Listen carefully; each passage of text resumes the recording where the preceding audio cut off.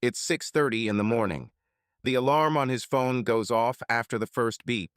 Alex Harper sits on the edge of his bed, reaches for a bottle of water, and stares at the screen. 3 meetings in a row, a call with New York, lunch with the foundation, then a discussion about the design of a new version of the app. He quickly puts on shorts and a t-shirt and goes to his home garage, where he keeps an exercise bike. Half an hour with headphones, the numbers on the screen rise, his pulse is steady. Alex loves this simple start to the day when everything is clear. Pedals, sweat, shower. The radio plays softly in the kitchen. Laura has left 2 glasses of passably prepared smoothie on the table, strawberry, banana, oat milk. Next to it is a note. Good luck on the pitch. Steak tonight. Alex smiles, takes a sip, checks his calendar, and sends a quick text to his co-founder. I'll be in the office early. Run through before the meeting. Los Angeles is waking up slowly, but the traffic is already heavy. Alex pulls out onto Santa Monica Boulevard, listening to the latest tech industry news. The Westwood headquarters is the same as always. Glass, white light, simple tables. On the wall is a large screen with analytics. How many people have downloaded their app this week? Which workouts are launched most often? The team likes to talk quickly and to the point. The reminder feature works, but we need to nudge users more gently, says product manager Chris. Add the ability to reschedule workouts with a swipe and put a short message from the trainer, replies Alex. He is used to solving problems immediately without lengthy discussions. At 9, an email arrives from a foundation in Pasadena, ready for a meeting at noon. Alex goes through the presentation again. Each slide has clear numbers and photos of users. He remembers Ohio, the first exercise machine in the school gym, rusty dumbbells, his own attempt to lose weight after college pizza nights. There, he realized that people need simple tools and clear goals. He carried this idea into big business. Before lunch, he stops at a small coffee shop on Wilshire. The barista knows him by name. Regular Alex? Yeah, a double Americano. And water. He sits by the window, looking at his notes. A woman with a yoga mat walks by. He automatically thinks that Laura has been doing a lot of yoga lately, too. Then he shakes his head and goes back to the numbers. Laura is an adult, independent, with her own things to do, her own clients. She knows how to organize her day. The meeting with the fund goes smoothly. Investors ask the standard questions: retention, paid subscriptions, plans for Europe. Alex answers confidently. He has explained the monetization model and growth path many times. After the meeting, there is a firm handshake and a promise to return to the conversation in a week.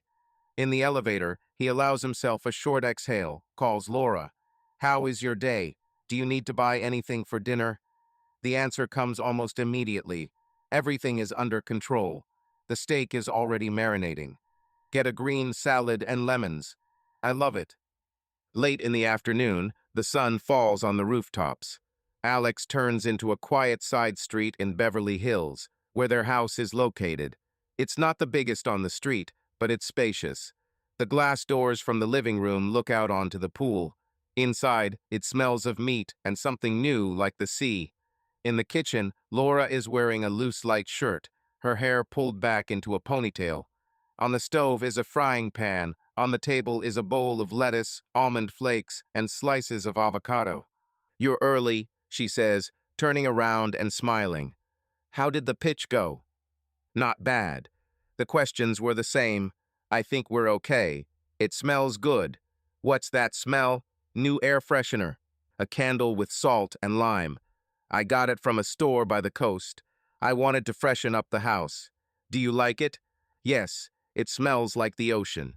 Alex puts the bag of lemons on the table and kisses her on the cheek. Are you tired? A typical day. A client in Brentwood is having a dispute over the kitchen. They want marble, but are afraid of stains. I suggested quartz. We thought about it. We'll go to the showroom tomorrow. Tomorrow, I'm in the office until 3, and then I'm free. We can meet in Malibu. A picnic. You said so. Come on. Let's take a blanket, cheese, and water. Maybe you'll ride the board. Laura laughs.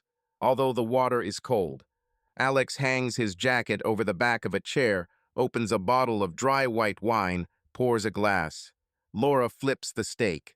At that moment, somewhere on the table, her phone buzzes. She quickly turns off the screen, puts the device in a drawer. The movement is short and confident. "Client?" Alex asks, not paying attention. "Yes, there was a hitch with a delivery. I'll decide in the morning." She looks up. "Let's not do this at dinner. How are you feeling? You've been coming home late lately." "It's fine. I didn't sleep very well for a couple of nights, but I'm holding on. We're really growing a lot. The support department is asking for more people." "Hire me. You're not made of iron." Laura sets the table, puts out plates and knives. "And you're on vacation. You were talking about Europe?" "Yes, May said, if we close the circle of investors by the end of the month, we can afford 2 weeks. Italy, Spain, wherever you want. I haven't been to Italy for a long time, but that's only if it really works out." She puts the meat on the board, lets it rest a little, "and I have to hand in a project in Tarzana, but we'll think about it." They sit on the terrace. The water in the pool gently laps. A dog barks from behind the fence. A neighbor passes with a small white dog, waving. Alex waves back. He pours wine. Laura cuts steak. They eat slowly, discuss plans. Friday, maybe a meeting with old friends from college in Silver Lake. Saturday, Malibu. Sunday, a call to Alex's parents in Ohio. His mother always asks if they are eating well, if the city is too expensive, if they have enough time for each other. "How's Mom?" Laura asks. "The same old way. Dad is still in the workshop. He sold some of the tools, but his hands are itching. I said we'll fly to them after the quarter. Fly without me if it's more convenient. I'll be busy, but if it works out, I'll go. I want to be together." Alex looks at Laura. "They love you." Laura nods, looking down at her plate. There's a slight weariness in the corners of her eyes. She takes another sip of wine, leans back in her chair. "And how is your brother?" she asks. "Dave, same old story. Auto repair shop, trailer, 2 dogs. He wrote that he wanted to trade in his old pickup for a new one. I told him to take his time." Alex grins. "He's always in a hurry." "Will you bring him a cap from the office?" Laura smiles. "He likes things like that." They eat in silence for a few minutes. Then Laura says, "Listen, can I just hang up for a minute? The client is panicking." The wrong lamps were delivered. She takes her phone out of the drawer, types quickly. Alex looks at her confident fingers, at the smooth line of her neck. His gaze slides across the table to the new candle. He smiles. His home is a place where he can relax his shoulders. He always believed there were no catches here. Done.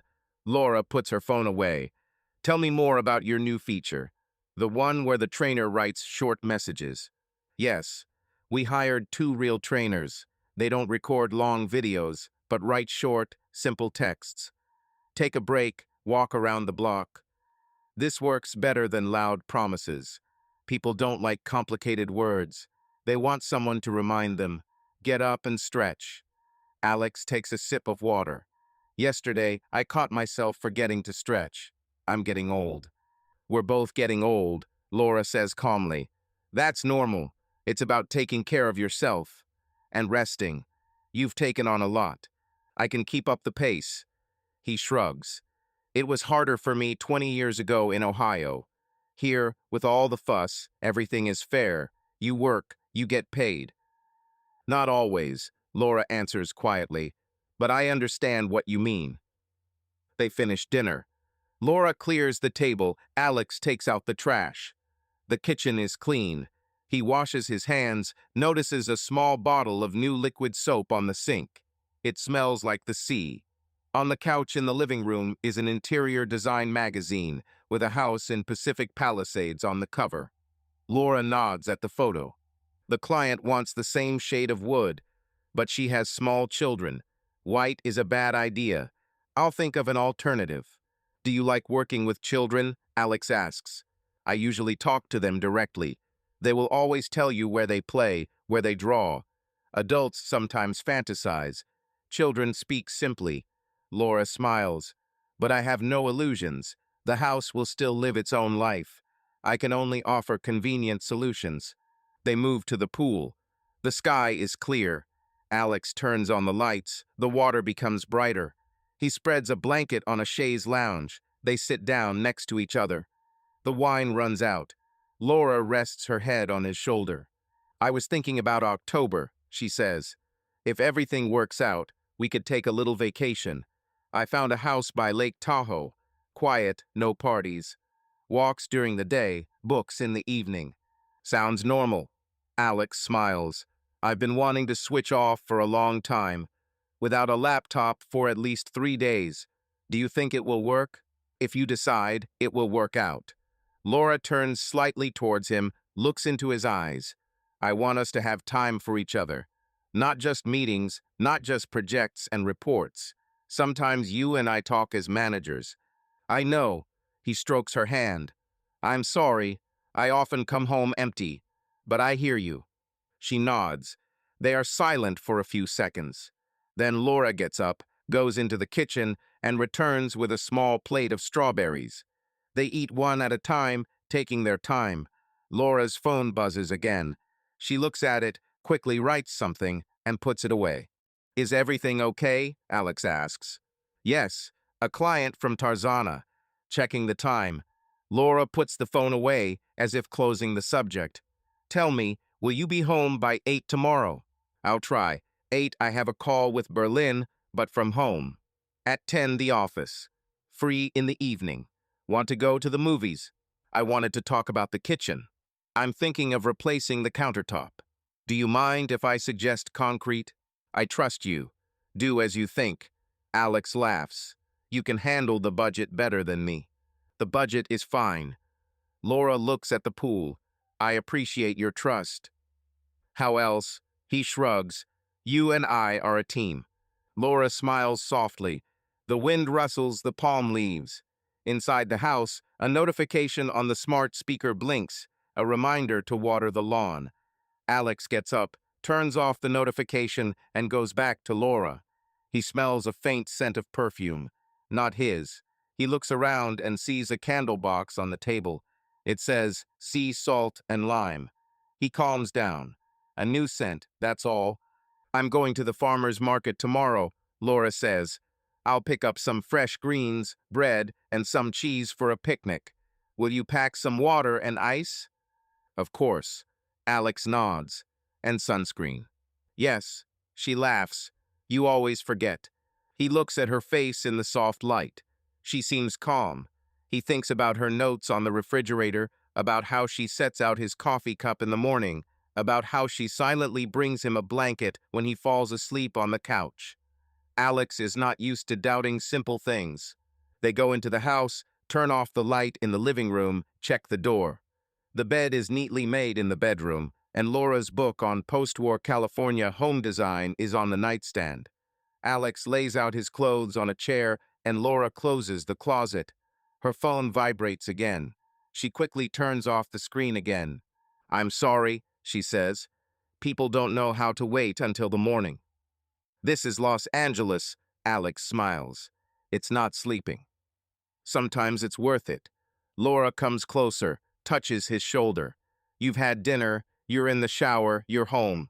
Everything else is tomorrow. Agreed. He turns off the overhead light, leaving only the lamp. I love our house. Me too. They go out onto the terrace for another minute. The pool is quiet. The sky is clear. A light kiss. No words. Then they go back to the bedroom. Laura puts her phone face down on the charger. Alex puts him on the nightstand, turns on Do Not Disturb. He closes his eyes. He needs to be in shape tomorrow. Tasks flash through his head. Hire another developer. Check the report. Call Ohio. Laura lies next to him, breathing evenly. After a minute, she turns over on her side, and her hand touches his shoulder. He takes her hand. Everything feels right. The house is quiet. The candle in the living room has burned out and gone out. The air still smells faintly of the sea. Malibu tomorrow, Laura whispers. Don't forget the ice. I won't forget, Alex answers. They fall asleep. Everything seems stable. A taxi passes outside, and it is quiet again. There is a new note on the refrigerator. Alex will read it in the morning. Tarzan by 8. Be back by 3. Don't forget the cream. L. Laura's morning begins without an alarm clock. She is used to waking up at 7 without any unnecessary sounds. The kitchen is quiet. The coffee maker hisses. Catalogs and a notebook with a plan for the day are already laid out on the table. Brentwood inspection of the site, then a tile showroom in the center, then a meeting with a lighting supplier via video call. Between the lines, a small note in pencil. 12:30 window. She writes this word without clarification. The phone blinks. A message from him. Can you make it today? Is noon convenient?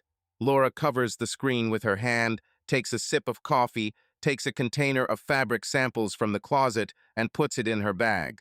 She answers briefly, yes, 15 minutes after the showroom. Same address. Period. No smileys. In the hallway, she puts on white sneakers and glances in the mirror. Her hair is pulled back. Her face is calm. There's a note for Alex on the kitchen board. Gone to see a client. Back at 3. L. She erases the time and writes at 4 so as not to rush. Brentwood greets with shade from sycamore trees and level lawns. The client's home is modern, with wood paneling and picture windows. Laura is greeted by the owner, Karen, in sweatpants and a sweatshirt. A boy runs around with a toy car. Hi, Laura. Thanks for coming so early. You'll save me if you find a way to hide the kids' stuff without turning the house into a warehouse. Karen smiles and waves her hand toward the living room. We'll hide everything we need and leave some space for living, Laura replies. I brought a couple of options. Let's start with the kitchen. They pass a light wood island. Karen points to a photo from Pinterest and says she wants it clean but not sterile. Laura pulls out some countertop samples. Marble is beautiful, but it requires maintenance. Quartz composite is simpler. There is a nuance with warmth, but it is fine for everyday cooking. This shade will suit your facades. She puts the tile to the cabinet, takes a photo on her phone for notes. The boy reaches out to the samples. Laura squats down and shows him a soft rug from the catalog. Look, this is a carpet that the car won't get stuck on, and it doesn't slip. Do you like it? I like it, the child nods seriously. Karen smiles. Laura's phone vibrates quietly. She doesn't take it out. They continue their rounds, living room, study, bedroom. In the bedroom, Karen talks about marriage and how she wants calm colors. Laura writes down, dusty beige, plain textiles. You look tired, Karen remarks as they move on to the terrace. You need to rest. You're on your feet all the time. The work is seasonal. It's hot right now, Laura answers calmly. After the project is completed, I'll take a break. At 20 minutes past 10, Laura finishes taking measurements, gets an advance for the next phase, and says goodbye. In the car, on C unset, she checks her phone. There's a new message from them. Room ready. Entrance from the parking lot. Key with manager. Reservation name, Hope. She erases everything and replies, I'll be there at 12:40. The tile showroom in the center is spacious, with neat rows of samples. Manager Violetta greets by name, shows the latest products. Laura holds 2 squares of gray tile in her hands and argues with herself. She doesn't like to rush, but she looks at her watch. This shade will be too cool in Brentwood, she says out loud. It needs something warmer. What beige do you have that doesn't have a yellow undertone? Look here, the Sahara series. It's warm, but doesn't go yellow. Violetta puts the tile on the table. We have some in stock, too. Laura nods, takes a photo, and sends it to Karen. Found a calm option. I'll bring samples to you tomorrow. She puts a tick in her notebook. The clock again. 12:15. She parks her car in a lot a block away from a budget motel on Pico. The sign is dim. The reception desk has plastic chairs. The manager looks up. Laura says, in the name of hope, 1 hour. Yes, miss. The manager places the key on the counter and slides the form. Signature here. Laura signs her name and puts down her credit card. Her head is empty. No plans, no lists. Just a desire to briefly remove from her day all the roles that pile up without asking. The hallway is quiet. She presses the handle. The room is cool from the air conditioner. Mike is standing by the window, leaning against the wall. He is wearing a simple white shirt and jeans. He smiles widely, as always. "You came," he says quietly. "I thought you'd cancel." "Not today." Laura closes the door. "My schedule has shifted." He moves closer. His hand touches her shoulder.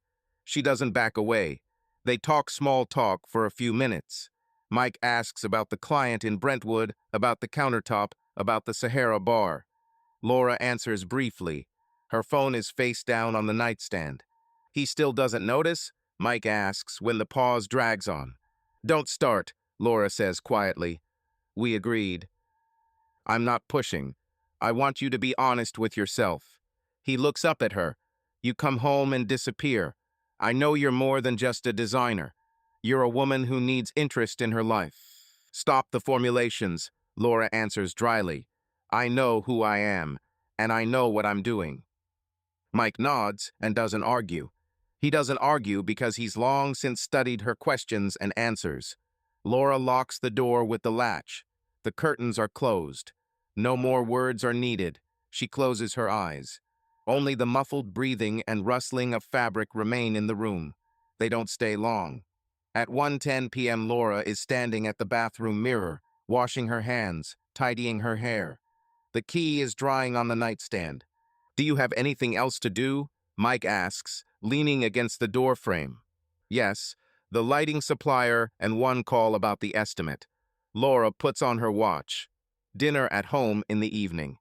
"Will he come late?" "Usually, yes." "I'm not going to discuss his schedule, Mike." "Okay." He comes closer.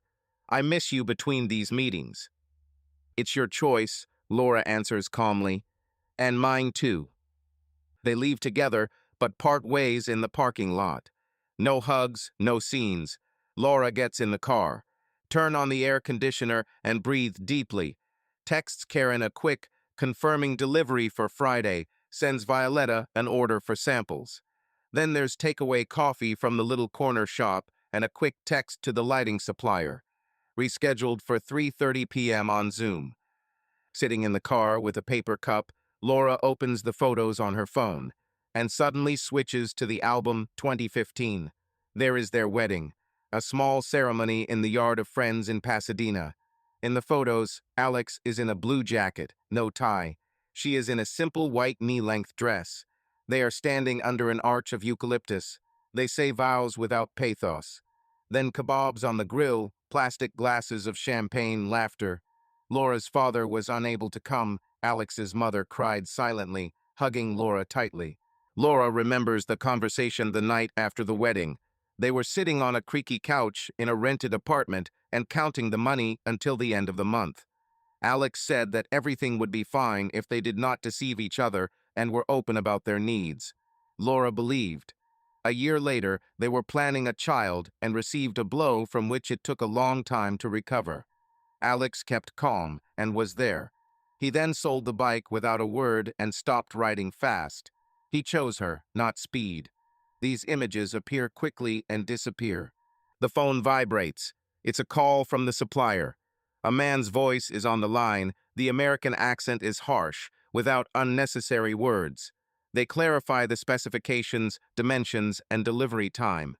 Laura confidently talks about drivers, light temperature, fastening. She works clearly, without failures. She's home by 3. There's leftover steak and a salad in the fridge. She pops some buns in the oven, opens her email, and answers inquiries about 2 other projects.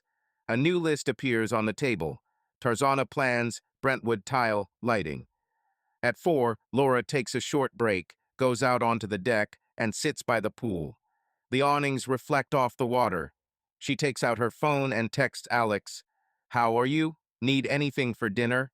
A few minutes later, he replies, "I'm in the office until 8. Don't wait for dinner. I'll grab something on the way. Laura writes, okay, I'll leave you a note. She opens a desk drawer and takes out a small stack of white post-it notes. She writes a heart and, you can do this. She sticks them to the fridge.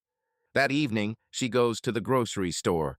She picks up some greens, yogurt, and milk. She stops at the candles section and almost buys another one, but puts it back. At the checkout, the woman asks where she got her sneakers because she likes them. Laura says the store on Melrose. These casual conversations bring her pulse back. She drives home through the canyon, looking at the hills. Her mind is empty.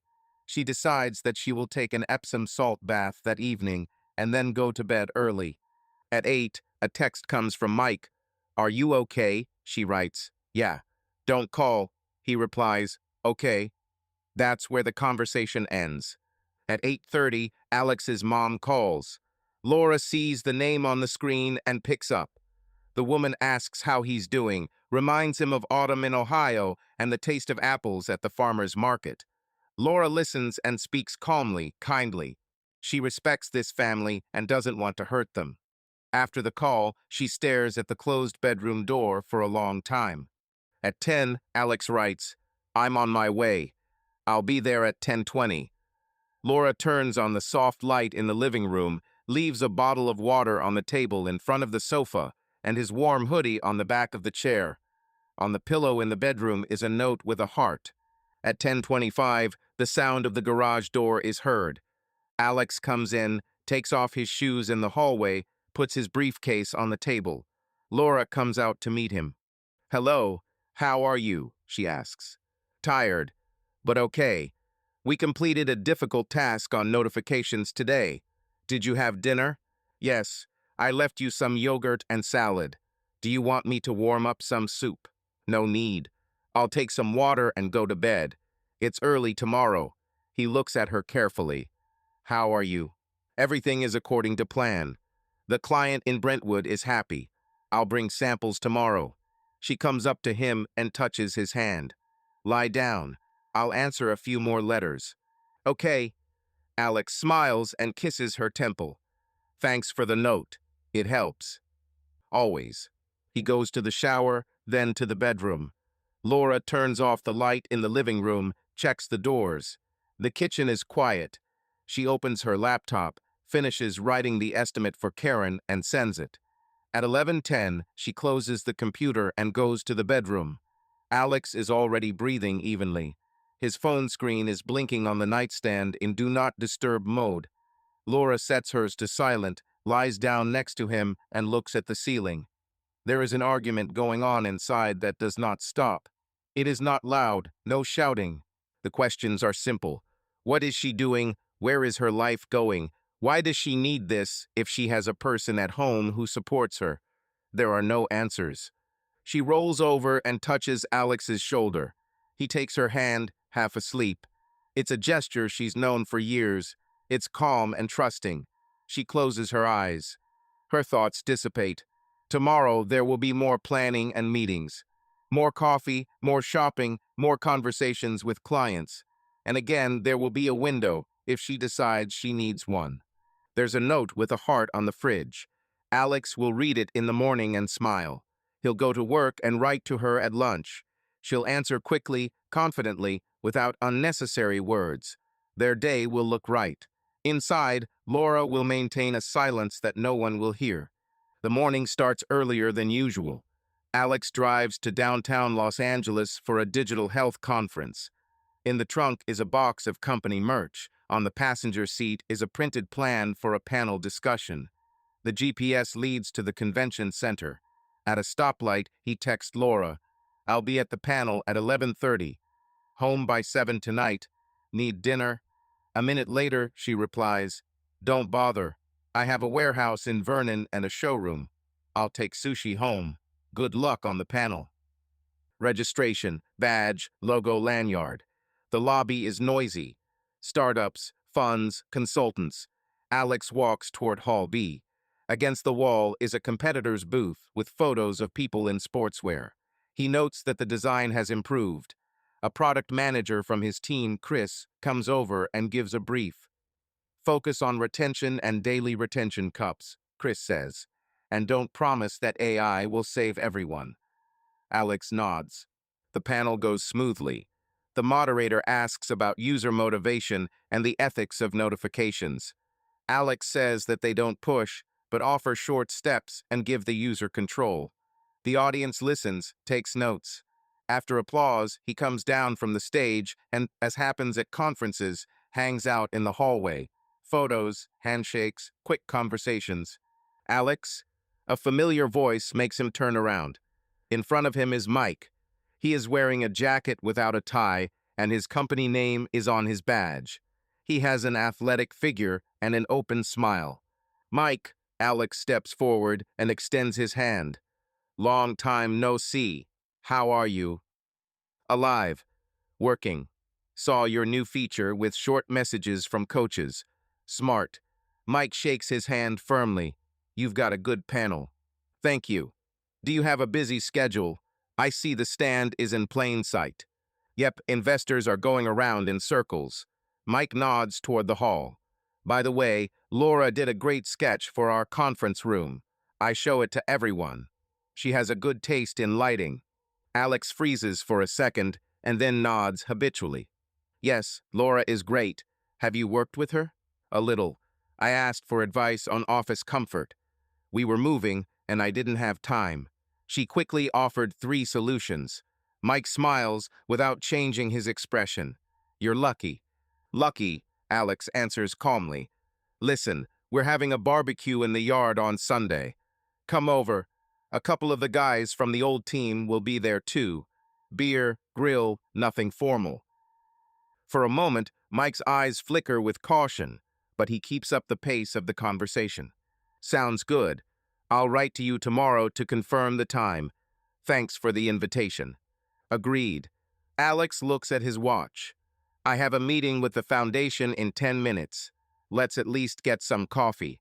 They approach the coffee stand. Familiar faces pass by. They spend a few minutes talking about the market, about Apple Watch, about subscriptions. Mike carefully asks about Alex's company valuation. Alex politely switches to general phrases. In response, Mike says that he closed the round in the spring, but does not name any figures. The tone is polite, without sharp edges. They part at the elevator. In a taxi to a nearby hotel, where he has a meeting with the foundation, Alex texts Laura. Met Mike Sloan at a conference. I invited him for Sunday. Okay. The car starts moving. It takes a while for a reply. Meanwhile, Laura is in Vernon, in a noisy warehouse that smells of wood and packaging. She's checking invoices, coordinating deadlines, answering a manager's phone. When she sees Alex's message, she loses focus for a second, moves to a far corner so no one can hear, and writes, Let's skip the party this Sunday. We have a contractor coming to check the gas line for the grill. Better reschedule. Alex replies briefly, Okay, I'll let him know later. He doesn't see Laura open another chat and text Mike, He invited you for Sunday. I'll cancel. Say I'm busy. Mike replies a minute later, I'll pretend I'm on a trip. Everything is under control. Alex's day is going on as usual. 2 meetings with funds, a quick lunch, 10 business cards. In the hotel lounge, he watches one of his competitors explain to a journalist that their algorithm makes people happier. Alex mentally notes that such promises are too loud. He writes to the team, We don't use the word happiness in marketing. Only clear results, steps, sleep, regularity. Chris puts an okay emoji. That afternoon, Laura visits Karen in Brentwood. Together, they lay out tile samples on the kitchen floor. Karen hesitates between 2 shades. Laura says calmly, Parisian beige is warmer, but it has no yellowness. It doesn't turn gray in the morning sun. Let's check it by the window. You understand light better than me, Karen sighs. Let's do it this way, and we'll add a thick lining to the curtains. In the car after the meeting, Laura calls Mike. He invited you, she says evenly. I canceled. Tell him you're leaving. Already wrote, Mike answers. Alex looks relaxed. He doesn't suspect anything. But we need to be careful. It's better to stay away for a while. I know. Laura looks at her calendar. They want to go to Malibu on Sunday. I'll say I'm tired. Laura, Mike lowers his voice. Are you sure you want to continue? We're not discussing it now, she answers harshly. I have clients. They'll be in touch this evening. She hangs up. Inside, she has mixed feelings, fear, irritation with herself, and a certain stubbornness. She knows she's playing with fire, but she calls it something else. Quick windows that help her breathe. She doesn't need sympathy, she needs a sense of choice. By 6 o'clock, Alex is home. He stopped at the farmer's market for vegetables and picked up a box of strawberries. The house is tidy. In the kitchen, Laura takes the lid off the container and puts the rolls on a plate. How was the conference? She asks as he places his bag on the table. Fine. Lots of talk about personalization. Mostly marketing. Alex washes his hands. Saw Mike. He complimented your ideas for their office. Yes, he asked about lighting and furniture. Laura answers neutrally. I gave him 3 plans. Nothing special. I almost dragged us into a Sunday reception. Alex smiles. But since I'm a gas contractor, let's do it without guests. It's even better for me. I'm tired. I wrote to him that we were doing renovations. Laura nods. He said everything was okay. They sit down at the table. Alex puts the rolls on 2 plates, divides the ginger, pours water. The conversation turns to everyday things. Pick up orders tomorrow, go to the bank, change the filter in the coffee machine. Laura notes that the neighbor complained about the noise of the pump by the pool. Alex promises to call the repairman. By the way, he says, the frame for the exercise machines in the office will be delivered to us on Friday. I want to roll a couple of tables to get more light. Do you have the evening free? Can you take a look at the diagram? Your advice is always spot on. I'm free until 7, Laura replies. I'll come and see. I have to be in Westwood anyway.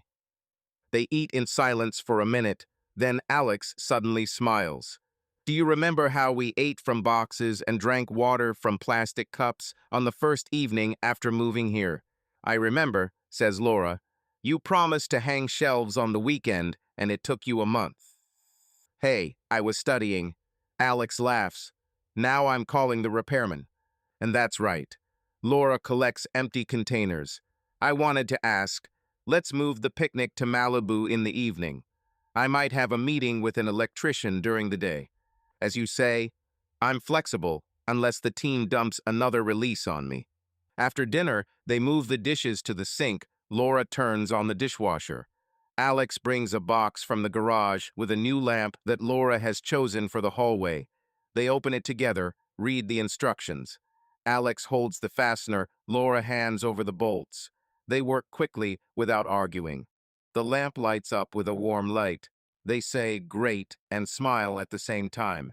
A movie? Alex asks, taking out the remote. Something light. I can't handle the drama today. We could turn on some old comedies, suggests Laura. We haven't watched them in a while. They sit down on the couch. Laura tucks her legs under her and covers herself with a blanket. Alex puts his arm around her shoulders. The screen shows familiar faces and jokes they know. Laura watches, but she's not fully engaged. In her head, she's replaying today's meeting in Vernon, the conversation with Mike, and the text to Alex. The phone is on the nightstand, screen down, silent. At one point, it vibrates briefly. Laura glances at it and says calmly, Karen, checking delivery. I'll answer in the morning. Don't take it now, Alex asks. We're having a rare quiet evening. Fine. They watch further. When the commercial starts, Alex tells a short story about the stand. A guy was promoting smart dumbbells that count their own reps and offering a family subscription package. He needs to check the batteries first, Alex says. Wires were crawling across the floor. People were tripping. It's a common mistake, Laura replies. Everyone wants to show a picture, but they forget about the basic things. I see this with clients all the time. First order, then a beautiful vase. Sounds like a life principle, Alex chuckles. It's just common sense. The film ends. The clock shows 22:15. Alex turns off the TV and yawns. I have a call with Berlin tomorrow at 8, he says. Time to sleep. Go. I'll drop off a couple of letters.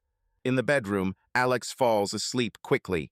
Laura stays in the living room and opens her laptop.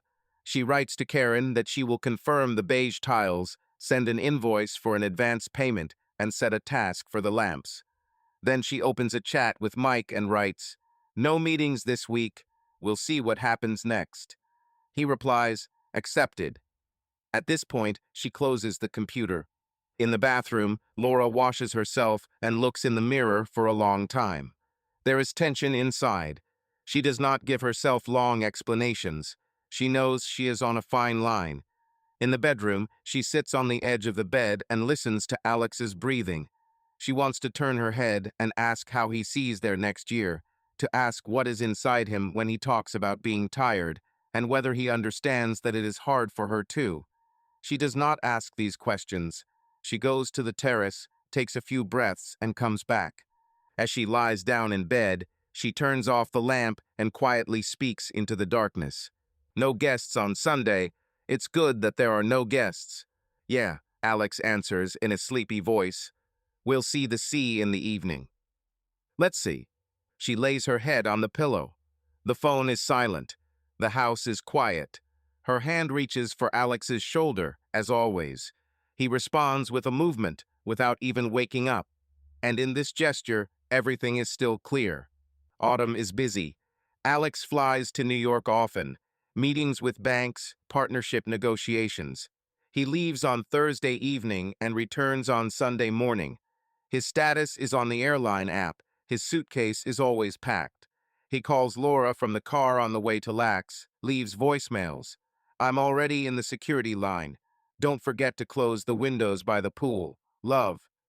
She replies with short messages. "Don't worry. The house is locked. Good luck with your meetings." While he is in New York, Laura works nonstop. Brentwood, Tarzana, Pacific Palisades. Her calendar is full.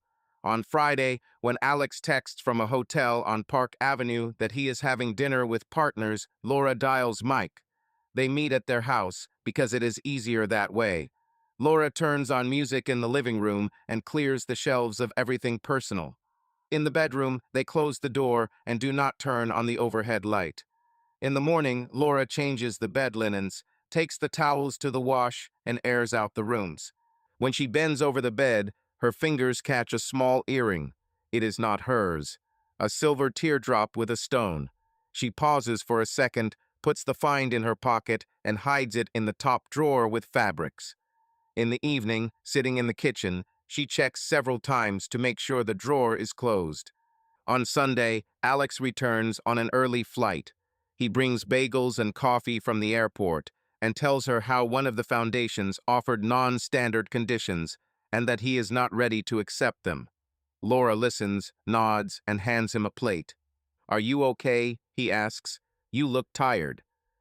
Lots of detours. The tiles were brought from far away and got stuck on the 10th. Everything is resolved. Laura puts a plate with an omelet on the table. "We don't have to go anywhere tonight. Just stay at home."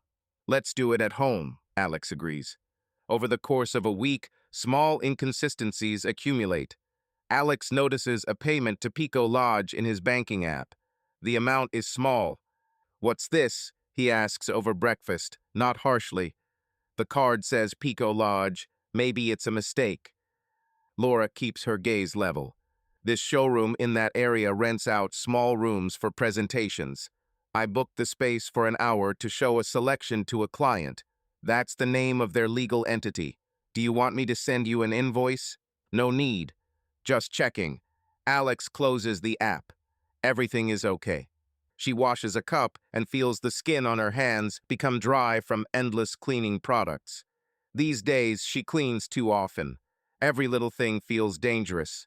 She throws away the empty bottle of men's deodorant, changes the scent of the candle, changes the pool cover. She doesn't like the rhythm of the house being disrupted. On Mondays, Laura goes to the studio on Highland. There is yoga, but not every week. Sometimes at this time, she meets Mike in a room that is rented by the hour for photo shoots. They are recognized at the reception. The girl at the reception once says, "If anything happens, I'll close the room for you 15 minutes earlier so that no one bothers you." Laura replies, "Thank you," but inside she feels anxious. The appearance is simple, but it falls apart at any question. On Thursday, Laura meets Sarah at a coffee shop on Melrose. Sarah is a designer, and they work together on a project in Venice. Sarah has known about Mike from the beginning because Laura once snapped and told.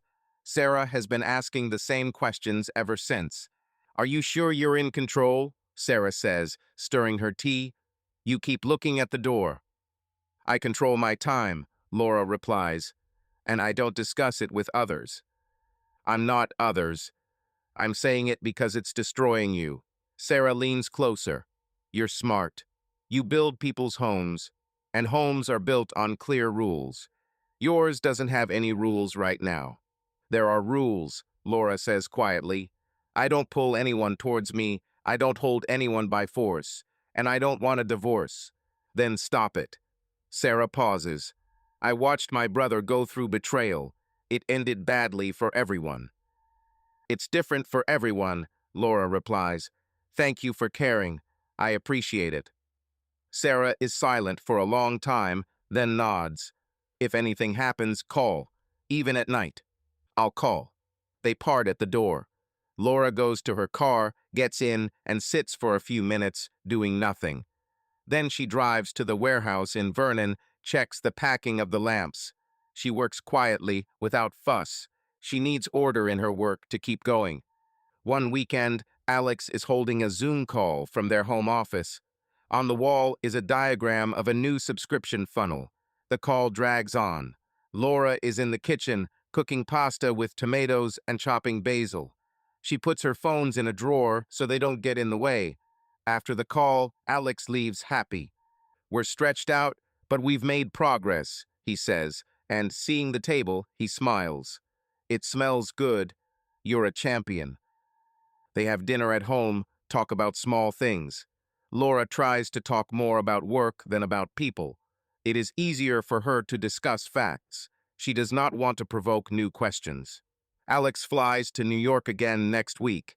He has a meeting at a partner's office in Hudson Yards. He texts Laura late at night. "I'll be up at 6 a.m. tomorrow. Don't expect a call tonight." She replies, "Good night. I'm closing my Brentwood plans." He adds, "I'll pick you up your favorite croissants from the bakery when I get back in the morning." She writes, "No need to spend money. Just come." On Friday, Laura invites Mike into the house again. She opens the gate early and turns off the notification on the smart speaker so that there is no voice recording of movement at the door. She is sure that she has taken everything into account. As he leaves, Mike throws his jacket on a chair in the living room. In his pocket is a parking ticket with the address of the underground parking lot next to the house. Laura finds it later, tears it up, and throws it away. Feeling how her hands sometimes shake, she no longer opens the wine in the evenings. On Saturday, while Alex is still in New York, his neighbor Jenna calls. "Laura, hi. We're having a little get-together in the yard on Sunday. We're going to roast some vegetables. If you're home, stop by," Jenna says. "Thank you. We'll see about the time. Alex is coming back in the morning. If we don't miss out, we'll come for an hour." "Okay, I'll be glad." On Sunday, Alex arrives tired but cheerful. He brings a paper bag from the bakery and shows Laura a small box. "It's just like that," he says. "You work a lot. I wanted to please you." Inside the box are simple stud earrings without stones. Laura squeezes the box in her palm. "Thank you," she says. "It's beautiful. I know you don't like excesses. These are neat." Alex looks into her eyes. "We haven't gone out to a restaurant in a long time. This Thursday is dinner. No occasion. I made reservations. I have an installation in Pasadena on Thursday, but I'll be there by 8. Great." In the evening, they visit their neighbors for half an hour, talk about renovations and children. Jenna asks Laura about countertop suppliers. Laura shares contacts. Alex laughs at his neighbor's jokes about a gas grill, helps turn the corn. Everything happens as usual. On Thursday, Laura does indeed deliver a project in Pasadena. The clients there are an older couple, neat and demanding. Laura assures them that she will check the joints and return in a week. At 7, she is already in the car and driving to Westwood. Alex is waiting for her at the entrance to a small restaurant with an open terrace. He is wearing a blue shirt without a jacket. He looks calm. "How's the change?" he asks when the waiter brings water. "On schedule. A couple of minor edits." Laura looks at the menu. "How are you?" "I'm thinking about expanding the team, and I want to turn off my phone for a couple of days," Alex replies. "But that's after next week." They order food, talk about Alex's parents and their weekend plans. Laura tries to sound confident. When they finish the main course, Alex takes out a small box. Not the one with the earrings. A different one, velvet. "I don't make grand gestures," he says calmly, "but our 10th anniversary is coming up this fall. I thought it would be right to celebrate early. We've been through a lot, and I want you to wear something that will remind you that I'm here." He opens the box. There's a thin ring with a small diamond. "This isn't a proposal because we're already married. It's a sign. If you don't mind, I'd like to renew our promises. No ceremony, just you and me somewhere by the water." Laura looks at the ring. She holds herself, but her voice becomes quieter. "Alex, I didn't expect that." She looks at him. "This is too much. If you're uncomfortable, I'll give it back." He doesn't try to smile. "I don't want to push. I want you to know that I appreciate you." Laura takes the ring. For a moment, she finds it difficult to speak.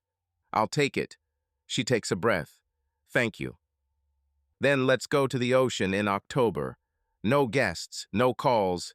Alex puts his hand on her palm. "We don't have to throw a party. We'll just be together." Laura nods. There's a lump in her throat. She turns away for a second to grab a napkin. Alex barely looks at her, giving her space. She wipes her eyes. "I'm fine," she says. "It was just unexpected." "I know," he replies. "I like to see you calm." The dinner continues quietly. They discuss the date of the trip. Laura says she will try to free up mid-October. Alex agrees to any dates. He pays the bill. They go outside. There is silence in the car. Laura looks at the ring in the box and hides it in her bag. At home, she will put it in a box next to her passport and insurance, so as not to lose it. She does not put it on her finger right away. She needs time. Laura wakes up at night and goes to the kitchen to get water. On the refrigerator is a note she forgot to give to Alex, a list of small purchases around the house. The thought of the earring she found by the bed comes to mind. She goes to her studio, opens the top drawer, and looks at the silver drop. She takes a small sample bag and hides the earring in it. Then she sits down on a chair and sits in the dark. The phone is silent. No messages. In the morning, Alex leaves for training. Laura takes out the box with the ring, opens and closes it. There is nothing complicated inside, just a thing and an act. She writes to Sarah, "He gave me a ring. I don't know what to do." Sarah replies, "Tell the truth or stop." Laura writes nothing in response. During the day, Laura cancels a meeting with Mike. She writes briefly, "A week without meetings. Don't call." He replies, "Okay." Later in the evening, he sends a period. Nothing else. Laura closes the chat. In the evening, Alex brings home drinks and food for the weekend. He is happy with the usual things. He says that he has finally found a strong developer in the office and that he will make things easier. He asks Laura to look at the plan for rearranging the desks. She looks and says that they should turn the desks towards the window so that people can have more light. He agrees. Before going to bed, Laura takes out the box, puts the gift in it, and closes it. She lies down next to Alex and feels him take her hand. He doesn't ask anything. He is confident and caring. She is in her silence and uncertainty. The house is clean. On the nightstand is her notebook with the schedule. Where yoga is, there is a blank line. The morning begins quietly.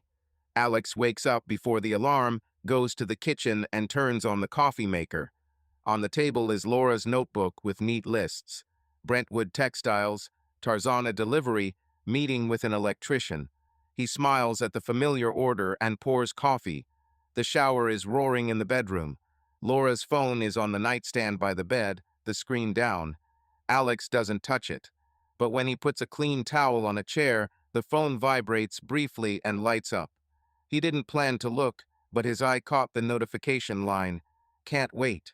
The number is not saved, only a California area code. He looks away.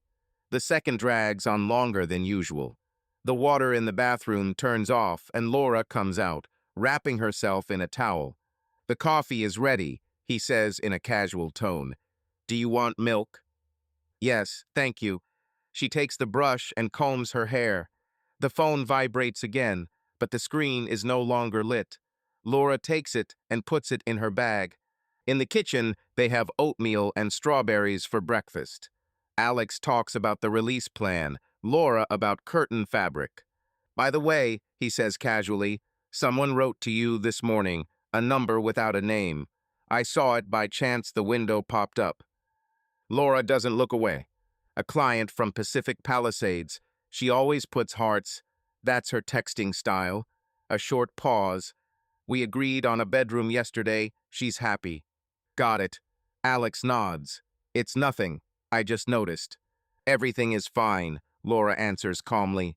If something is bothering you, speak directly. I say, it doesn't bother me. He takes a sip. I'm definitely home tonight. Can we have dinner together? Yes. I'll be back around 7. I'll pick up the order in Vernon and stop by the showroom. Laura stands up. I'll call on the way. Alex is left alone for a moment. He looks at his cup, at Laura's to-do list, at the open window into the garden. He finds himself listening to little things. The silence in the hallway, the sound of her footsteps. Alex is having a rough morning in his office. There's a board with tasks on the wall. Chris is asking questions about retention cubes, and a product designer is showing new screens. Alex usually answers clearly, but today he repeats a number from the previous quarter in one place, and only notices it when Chris raises his eyebrows. Are you changing the baseline, or is that a slip of the tongue? Chris asks. A slip of the tongue. Sorry, Alex says. Take the current figure from the latest report. The team exchanges glances, but says nothing. At 12 o'clock, there's a call with partners from Boston. Alex goes into the conference room and turns on the camera. When the conversation turns to the price of an annual subscription for corporate clients, he loses the thread for a second. The product manager prompts him via chat. Alex pulls himself together, evens out the pace, but at the end, he feels an unpleasant aftertaste. He rarely gives in to weakness, and an accidental pause seems like a failure to him. After the call, he goes outside. Wilshire is noisy. He goes around the corner to a small diner, gets a salad, and sits by the window. He texts Laura, I'm okay, I'll get bread and greens tonight. She replies, thanks, I'll be home by 7:30. Short and sweet. Laura is in Vernon at this time. The warehouse smells of wood and cardboard. The manager shows her boxes of textiles. She checks the invoices, makes notes. Her phone vibrates. From Mike, today outside the studio, rooftop parking. 2:30 p.m., 5 minutes. Laura stares at the message for a long moment, then types, call only. At 2:20 p.m., she pulls up to a parking garage in Culver City. It's cool, and the ocean breeze blows through the floors. She parks by the concrete, gets out, and walks to the edge. The city is visible in the distance, dense and noisy. A minute later, a black sedan pulls up. Mike gets out, waves, but doesn't come close. I didn't invite you here for the stage, he says quietly. I wanted to see you because you've been missing for the last week. I'm busy, Laura replies, and I don't want to discuss the schedule. I have clients. I heard, Mike nods. Tell me what's going on. Do you want to end this? I don't make you promises, Laura says calmly, and you don't make them either. I asked for a week without meetings you agreed. Today, I came only to say, I need space. Space from me or from everything. He looks straight ahead. From the noise, Laura replies. I can't live when every hour is a game of hide and seek. I'm not asking you to hide. I'm asking you to make an honest decision, Mike says. I know you and Alex have a history. I don't want to do anything dirty, but I'm not going to wait forever.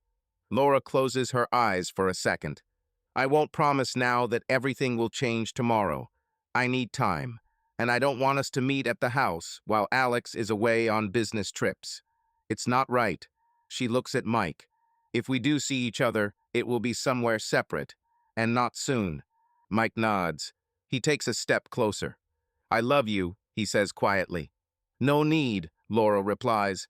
These words don't solve anything. They don't make me feel any better. They stand at the concrete edge. The wind touches the edges of their clothes. Mike looks down, then up again. Okay, I'll let you go, but I won't disappear. He pauses. I promise not to write too much. Thank you. Laura takes a step back. I have to go. Mike doesn't hold back. He opens the door of his car, gets in, briefly raises his hand, and drives away. Laura stays for a second, then goes to her car. She gets in, puts her hands on the wheel, breathes deeply. Work notifications have already accumulated on her phone. A supplier, Karen, a new request from the website. She answers everyone to the point and drives away.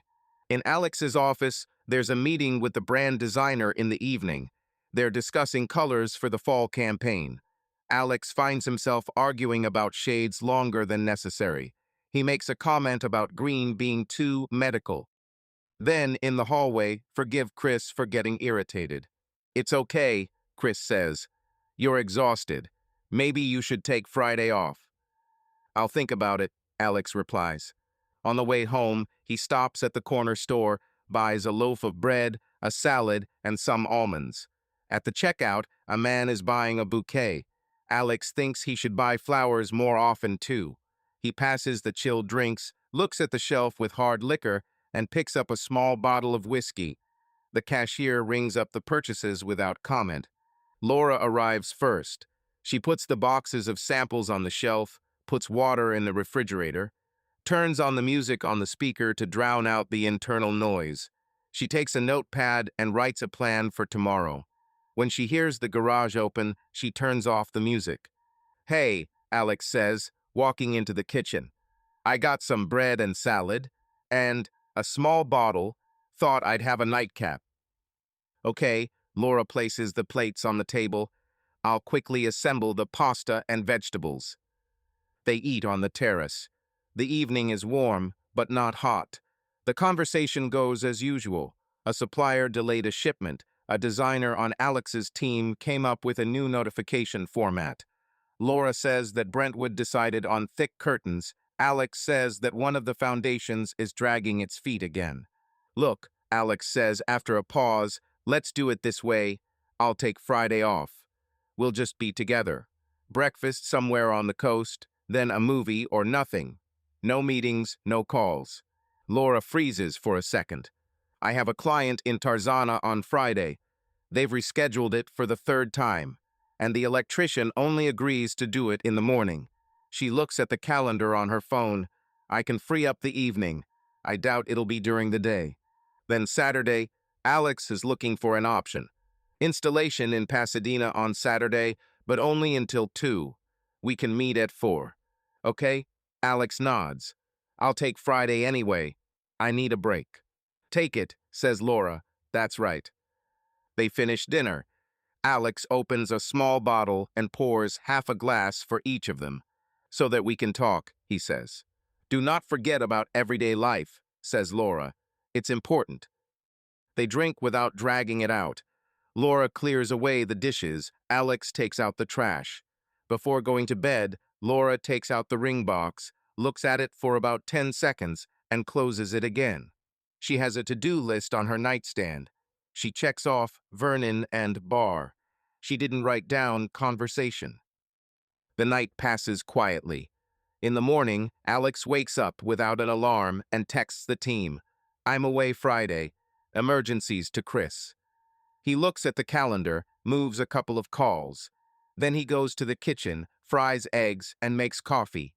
Laura comes out later, already dressed, with a packed bag. I have an early electrician, she says.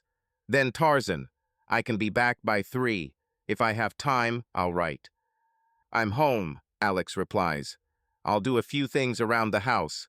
If you want, we can go to Malibu tonight. We'll see how strong it is, says Laura. She kisses him on the cheek, takes the keys, and leaves. The door closes. Alex is left in silence. He washes a plate, wipes the countertop, puts away the tools he's been meaning to take apart.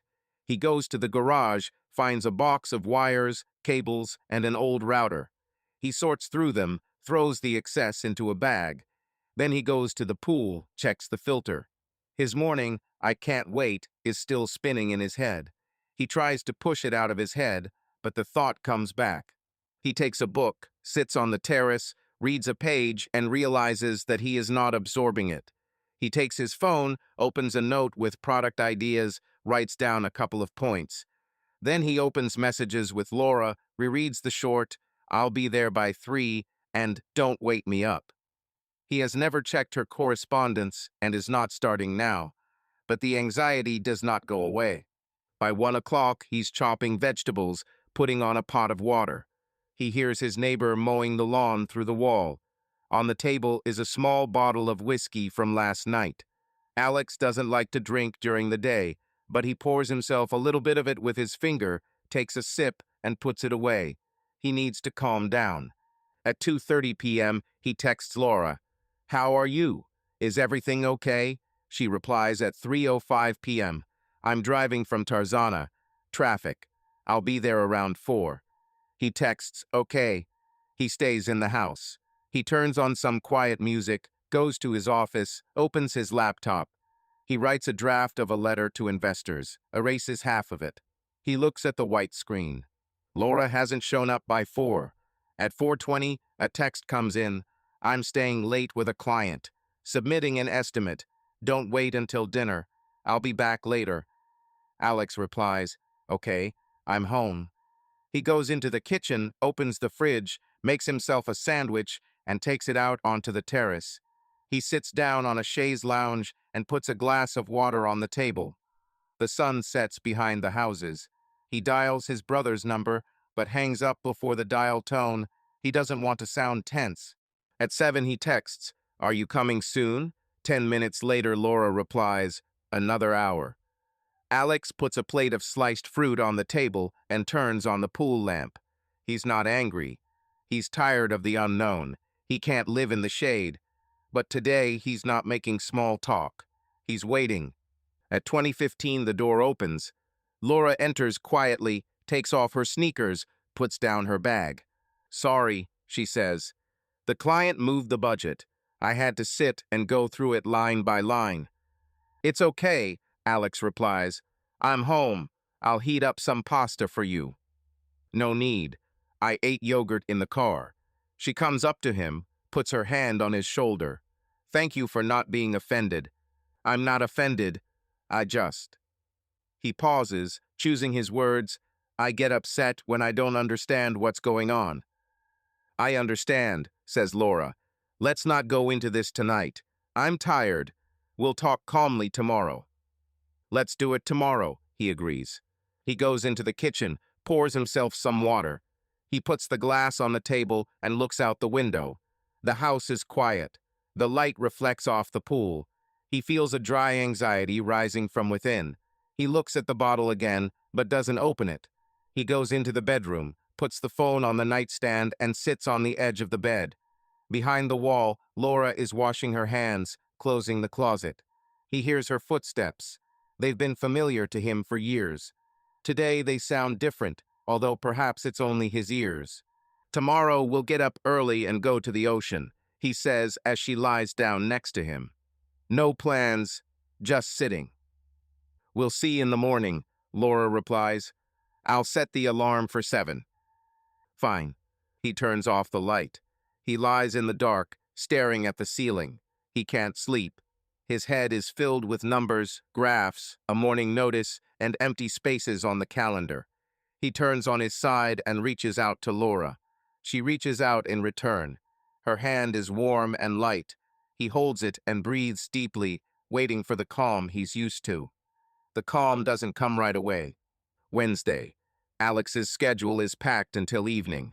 A call with the East Coast, a meeting with a licensing lawyers, lunch with partners, then an internal run-through of the ad campaign.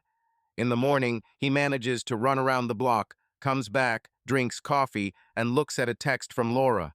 Tarzana at 9:30, then Vernon. Be home after 3. Don't forget the presentation at 2. He gives a thumbs up, throws on a jacket, and leaves. Everything is going according to plan at the office until his temples start ringing during a call with the lawyers. The night before was short, and now it's hard to concentrate. The lawyer talks about data protection points. Alex asks for a summary and transfers half the questions to email. After the call, he looks out the window, sees a gray strip of the boulevard, and decides to cancel lunch. He texts Chris, "Take it without me. I'm out of it. I'll be gone for a couple of hours, back by 4. Chris replies, "Okay, I'll close the panel without you." Alex turns off his laptop, grabs his keys, and heads home. His idea is simple: sleep for 40 minutes on the couch, drink some water, freshen up, and get back to the office for the rehearsal. He doesn't call Laura, he's sure she's not there. He stops at a gas station on the way, grabs a bottle of water and a pack of gum. At the checkout, the cashier asks if he needs a receipt. Alex says no and leaves. The road is clear. Beverly Hills is quiet. He turns into the yard, closes the gate behind him, turns off the engine. The house is dark. The curtains in the living room are closed. Alex goes to the door, puts his finger to the lock. The interior light sensor turns on low. He puts a bottle of water on the sideboard and is about to raise his hand to the button of the air conditioner when he hears a dull sound from above and a short phrase spoken in a low voice. He freezes, listens. A second of silence, then quiet laughter, another restrained sound. He does not distinguish the words, but understands the general meaning. His heart speeds up. He walks softly across the carpet so that the steps don't creak. On the second landing, the light from the bedroom falls on the floor in a strip. The door isn't completely closed. He takes another step and hears a whisper, recognizing Laura's voice. The second voice is male, familiar from those rare meetings and conferences. His thoughts stop going in order. He doesn't move any further. Everything inside him is clenching, but he holds himself together. Another step, and a narrow crack in the door reveals the line of their bed, the edge of the bedspread, 2 silhouettes. He doesn't look anymore. Enough. He retreats as quietly as he came up. On the stairs, his hand falls from the railing, but he keeps his balance and doesn't make a sound. Downstairs, he rests his palm for a second on the table where Laura's catalogs lay yesterday. Her notebook is there too. He doesn't open it. He takes his keys and phone and goes out the side door. It's hot outside. He gets into the car, turns on the air conditioner, and looks at the steering wheel. His fingers are shaking the way they have only shaken once before in his life in the hospital after the loss. He doesn't turn on the radio. He sits in silence. Then he starts the engine and drives out. The first impulse is to drive non-stop to the ocean. He pulls out onto Santa Monica Boulevard and keeps the speed below normal. The phone vibrates. Chris writes that lunch is over. The partners are happy. Alex answers briefly, "Okay, I'll be in at 4. Chris presses, "Okay." He pulls into a parking lot at a small park on a hill. The car is cool. The outside is quiet. He puts his phone down, leans back, and closes his eyes. There is no image in his mind, just the fact. He doesn't need proof. What he's seen is enough. Laura's line about the Heart client pops up, the morning notice, the payment to Pico Lodge, the rejected invitations. It all fits together. He opens the notepad on his phone and writes a few short lines. Don't decide anything now. Don't call, don't write. Check questions about the house and bills. Live through this day until the evening. Many calls. The co-founder rarely calls in the middle of the day without warning. Where are you? He asks. We have a creative postponement. They want your opinion. Will you be able to do it by 4? You've disappeared off the radar. I can, Alex replies. His voice is even. I'll be in the office by 4. Sorry, I passed out. Headache. Okay, have some water and eat something, says May. You looked pale this morning. I'll take it. He drives on without radio stations, without music. On the way, he stops at a small shop and takes a sandwich without appetite. At 10 minutes past 3, he parks at the office. In the elevator, he looks at his reflection. His face is calm, a little pale. He turns on the silent mode on his phone and goes out onto the floor. The conference room is buzzing with work. The team is discussing layouts, arguing about headlines. Alex sits down, listens for 2 minutes, and starts asking questions. His voice returns to its usual tone. He corrects the wording, asks to avoid promises to change lives, reminds them of the facts. The people around him are working as usual. No one knows what's going on in his head. He clings to this normality because it gives him support. By 6 o'clock, the discussions are over. Chris offers a beer, but Alex declines. Home, he says, early tomorrow. He's in no hurry to leave. He closes his laptop, sits by the window, and watches the traffic. Then he picks up his phone and texts Laura. I'll be at the office until 7. Is everything okay? The answer comes quickly. I'm home. Everything is calm. He looks at these words and understands that he doesn't believe a single word that isn't backed up by action. But now he's not making a scene. He arrives at 7:20. The house is clean. There is a note on the kitchen table. Soup in the fridge. Heat on the stove. L. He takes off his shoes, goes to the bathroom, washes his hands for a long time, looks at himself in the mirror, closes his eyes, and takes a breath. In the kitchen, he opens a saucepan, pours soup, and turns on a small fire. Laura comes out of the workshop. She is wearing home jeans and a simple t-shirt. Her hair is pulled back. She looks tired. Are you early? She asks. The traffic jam was smaller, he replies and turns on the hood. How was the day? It's fine. Tarzana closed the delivery. Vernon moved the deadline. I argued with them for half an hour. She pours herself some water. How are you? Much better. He puts the soup on the table. The headache is gone. Okay? Laura looks at him, at the table, at his hands.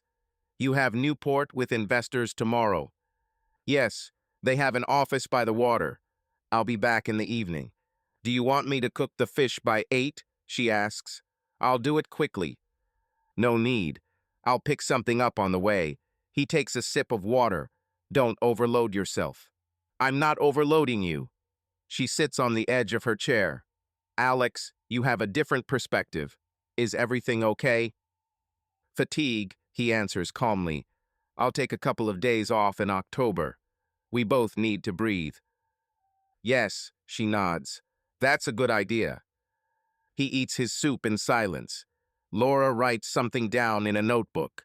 There is a schedule for next week in the refrigerator. The tasks include electrician, curtains, estimate. No strange names. No hints of anyone visiting. The house looks as usual. I'll take a shower and go to bed early, he says, putting the plate in the sink. I'll go to bed soon too, Laura replies. I'll just finish calculating the estimate. In the shower, he stands under the warm water for a long time until his skin turns red. The same thought won't go away. He remembers the moment on the stairs, the narrow strip of light, the voices. It was clear. He doesn't need confirmation, but he knows that his next step must be precise. He dries himself off, puts on a t-shirt, lies down on the bed, and picks up his phone. He types the number of a man a lawyer friend once recommended to him into his contacts. Next to the name is a note, Private Audits Family Matters. He doesn't press call. He holds his finger over the screen, then moves it away. Not now. He sets the alarm for 6 o'clock and folds the phone face down. Laura comes in later, puts the notebook on the nightstand, and turns off the overhead light. Should I set your alarm for 7? She asks. I've already placed it. Okay? She lies down next to him. Good night. Calm. He lies with his eyes open, hears a car drive past in the yard, hears the neighbors close the gate. He wants to turn around and tell Laura that he saw everything. A wave of words rises inside him, but he holds back. He knows that a direct conversation now will lead to long explanations, to denial, to requests, not to dramatize. He is not ready for empty phrases. He wants facts. The night drags on slowly. At 3, he wakes up and goes to the kitchen for water. He opens the refrigerator, takes out a bottle, pours some. He looks at the shopping list he didn't notice this morning. Cabinet liners, new towels, pool salt. Everything is the same. He puts the glass away, returns to the bedroom, and falls asleep completely at 5. The morning comes without the usual mood. Alex puts on a dark blue shirt, puts his laptop, notepad, and chargers in his bag. Laura comes out to the kitchen in a tracksuit, ties her hair. "I'll leave early," he says. "I want to avoid traffic." "I'm leaving in an hour too," Laura replies. "I'll call you after the meeting in Vernon." Fine. They exchange a brief touch at the door, a familiar morning gesture. It lacks the confidence of the old one, but Laura's hand doesn't jerk away. Alex goes out into the yard, gets into his car, and before starting the engine, he opens his contacts list again. This time he hits the message icon and writes, "Need a consultation. Can come tonight.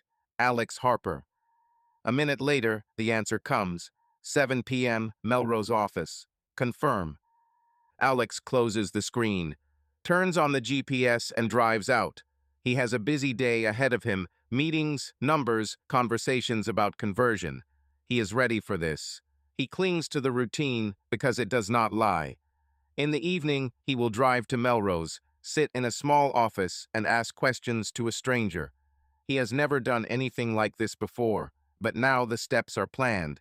On the way, he rereads Laura's text message, "I'm home. All is well," and puts his phone down. He doesn't text her about meeting her on Melrose. He doesn't tell her he was back during the day. He reserves the right to silence. Today, that's his defense. The day is going as usual. Negotiations, cafes, correspondence. He speaks clearly, laughs where necessary, and seems collected. Inside, he has an order of short points. Live day by day, collect facts, do not destroy yourself with empty talk. When he leaves the office at 6:30 p.m., the city is already ablaze with lights, but he does not look around. He holds the wheel and counts to 10 before each turn. He arrives at Melrose without delay, parks, turns off the engine, and stands in the dark for a minute. Then he gets out, locks the car, and goes to the door with a sign, "Consultations." He is ready to talk to a stranger about the most personal things. It is a difficult decision, but he made it during the day when he stood on the stairs and heard voices. From that moment on, a lot has changed. He does not know what will happen next, but he knows that he will not go back. At 7 p.m., Alex walks into a small office on Melrose. The sign on the door is simple, "Consultations." Inside is a bare office, a table, 2 chairs, a metal cabinet. A man in his 40s introduces himself briefly. "Nathan Green, Private Audits. How should I address you?" "Alex Harper." "I'm listening." Alex says it straight. What he saw. That he wants the facts without the scenes. That he doesn't want anyone's advice about having a heart-to-heart talk before he understands the details. "You need dates, places, confirmation," Nathan clarifies. "Photos in public places, check-ins, bills, statements, if they are legally available. I don't bug people, I don't hack phones, I don't hack accounts. In California, recording a conversation without consent is a risk. I don't work with that." "I don't want illegal garbage," Alex replies. "I want a transparent timeline. And peace of mind. I won't make a scene. I want to understand how often and where, and who else was in the know." Okay, cars, addresses, habits. Alex names the make and color of Mike's car, Laura's approximate schedule, familiar places. A warehouse in Vernon, showrooms, cafes, a couple of motels. He passed on one photo of the 3 of them at a conference a year ago. That's enough. Nathan nods. The retainer is 5,000. The first reports are in a week. If it's urgent, I'll let you know. Alex takes out the card, signs the contract. At the end of the meeting, he clarifies. If you see anything risky that could harm my company, not just my marriage, write immediately. I hear you, Nathan replies. I don't do PR consulting. I'll give you the facts. What you do with them is up to you. It's getting dark outside. Alex doesn't go straight home. He turns onto the boulevard, stops at a cheap motel, and rents a room for 2 hours. No luggage, no questions asked. He turns on the desk lamp, sits down at the table, and opens the notes on his phone. He writes out a plan for the next 2 weeks. Meet with a family law attorney. Check the terms of the marriage contract. Separate personal and shared finances where appropriate. Give Maya, the co-founder, more authority during my absence. Do not provoke conflict at home. Sleep and eat on schedule. No alcohol. He takes a sip of water from a bottle, closes his eyes for a minute, and forces himself to breathe evenly. Then he opens his banking app, changes his passwords on his personal services, and turns on two-factor authentication where it hasn't been enabled yet. He doesn't dig through Laura's phone or try to read her messages. He maintains the boundary he's set for himself, law and discipline. The house is quiet.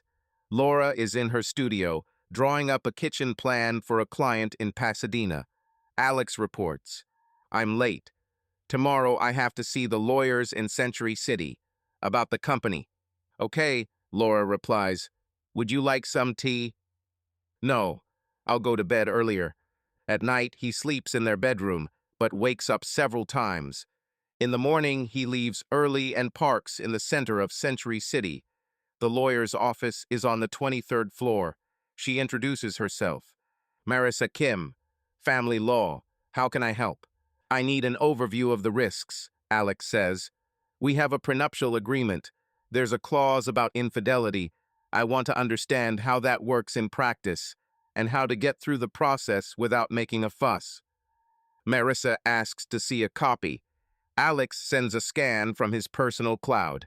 There is indeed a clause on infidelity, she says, leafing through the document. It does not cancel the basic principles of division of property, but it affects alimony and some obligations. You will need documentary evidence of the fact. Photos and videos only if they were obtained legally. Correspondence is more difficult. In California, there are no folklore setups that cannot be made. Public revelations are a bad idea. The courts do not like circuses. I don't want a circus, Alex replies. I want to order. Then the strategy is simple, nods Marissa. Calmly collect facts. In parallel, prepare an asset valuation. Your company? Do you have a shareholders agreement? Yes. Control over me and the co-founder. The shares were registered before the marriage, but there are options issued already in the marriage. This is an important point. Next is the house. Who is it registered to? For both of us. The mortgage is closed. Okay, I'll prepare a checklist. What to collect, in what form, how not to break the law. I also recommend a consultation with a therapist. This is not about weakness. This is about resilience. I'll sign up, says Alex. They discuss for another half hour. The notification procedure, temporary measures, how to talk to loved ones if it comes to separation. On the way out, Alex feels not calm, but a clear outline of actions. He takes the list of documents from the administrator, puts the folder in his briefcase, and goes to the bank to open a safe deposit box.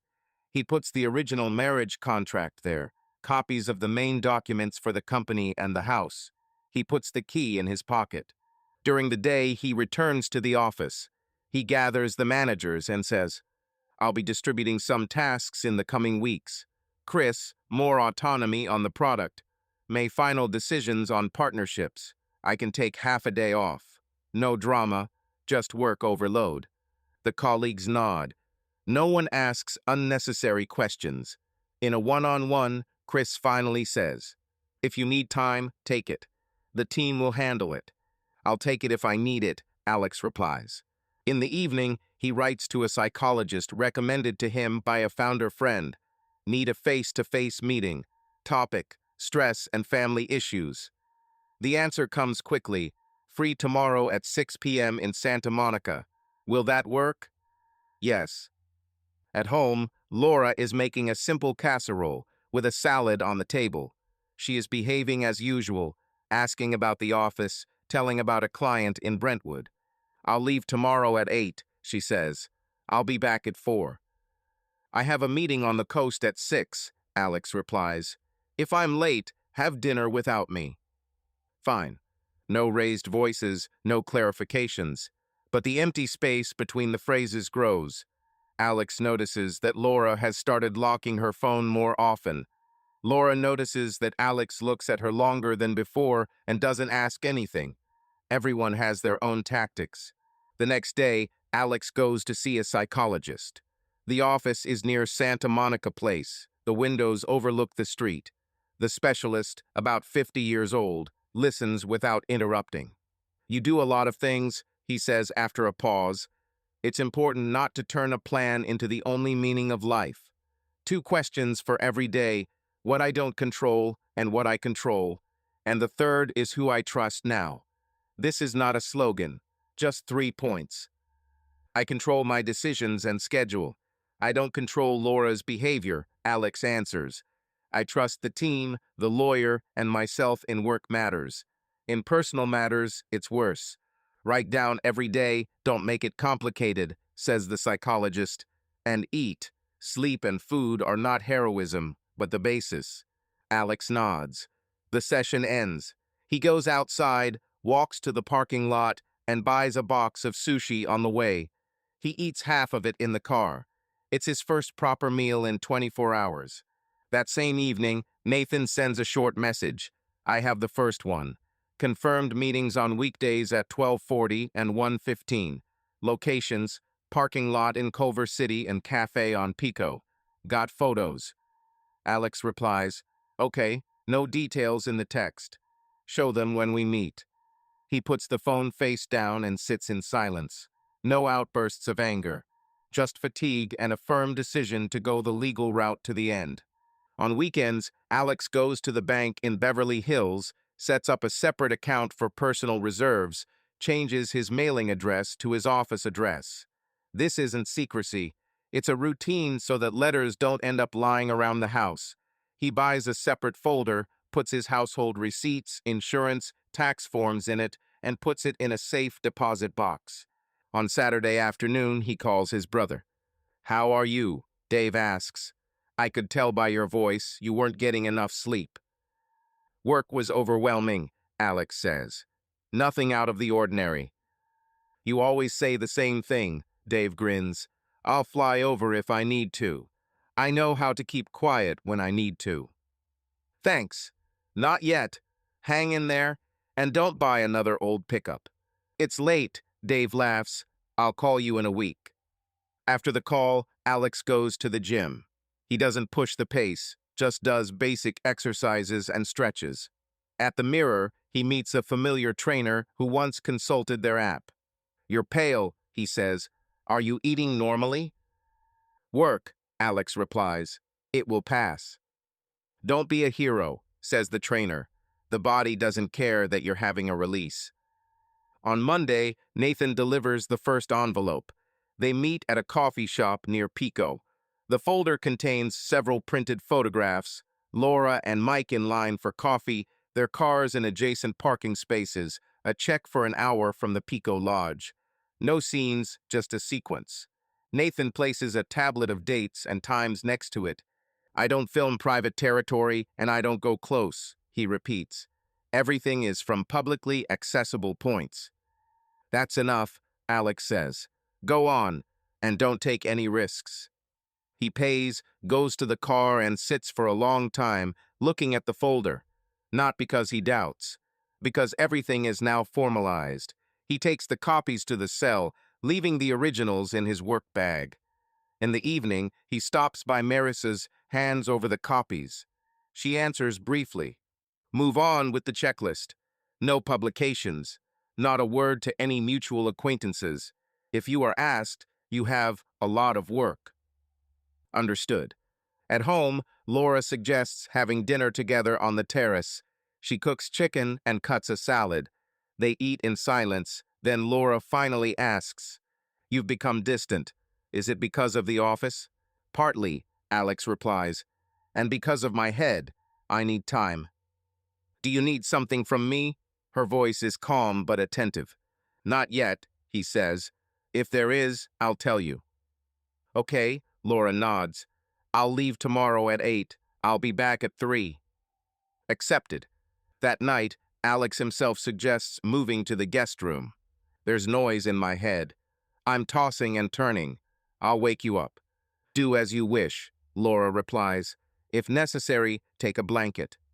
He moves the pillow to the guest room and for the first time in a long time falls asleep without lapses. In the morning, he again has a list of tasks, meetings, and letters. He moves point by point and does not skip meals. A few days later, Nathan reports 2 more confirmations, same pattern, short meetings, weekdays, quiet on weekends. Alex makes notes on the plan. He sees the structure coming together. He's not rushing things. He's gathering everything he can to help him in court and have a smooth, clean divorce if he decides to go there. Before going to bed, he opens a notebook with 3 questions from a psychologist and fills them out. I control meetings, my decisions, boundaries. I don't control other people's choices. I trust the lawyer, the team, myself, and discipline. He closes the notebook and turns off the light. The house is quiet. Tomorrow he will continue. He has a plan. He does not know how Laura will behave when everything is revealed, but he knows that he will not break himself and other people's lives with chaotic steps. He has chosen a path without shouting, without dirt, and without violations, and he will see it through to the end. The morning begins with a short email from Nathan. "The materials are ready. Meet me at 10 o'clock at the coffee shop on Fairfax." Alex replies, "I will," and drives downtown. He does not turn on the music. In the parking lot, he takes a glass of black coffee and sits down at a table in the courtyard. Nathan comes without further ado, places a thin folder on the table. "A 3-week timeline," he says. "Short meetings during the day, locations repeat. Photos from open places. No risky shooting." Alex flips through the printouts. Dates, times, addresses, a couple of receipts, a photo in a covered parking lot. On a separate sheet are the contact details of the compliance department at Mike's company and their 2 investors, where anonymous messages can be sent. "Are you sure this is the right channel?" Alex asks. "That's standard," Nathan replies. "Large companies and funds have anonymous lines. If you want, I'll send it myself, without your data. The message should be dry.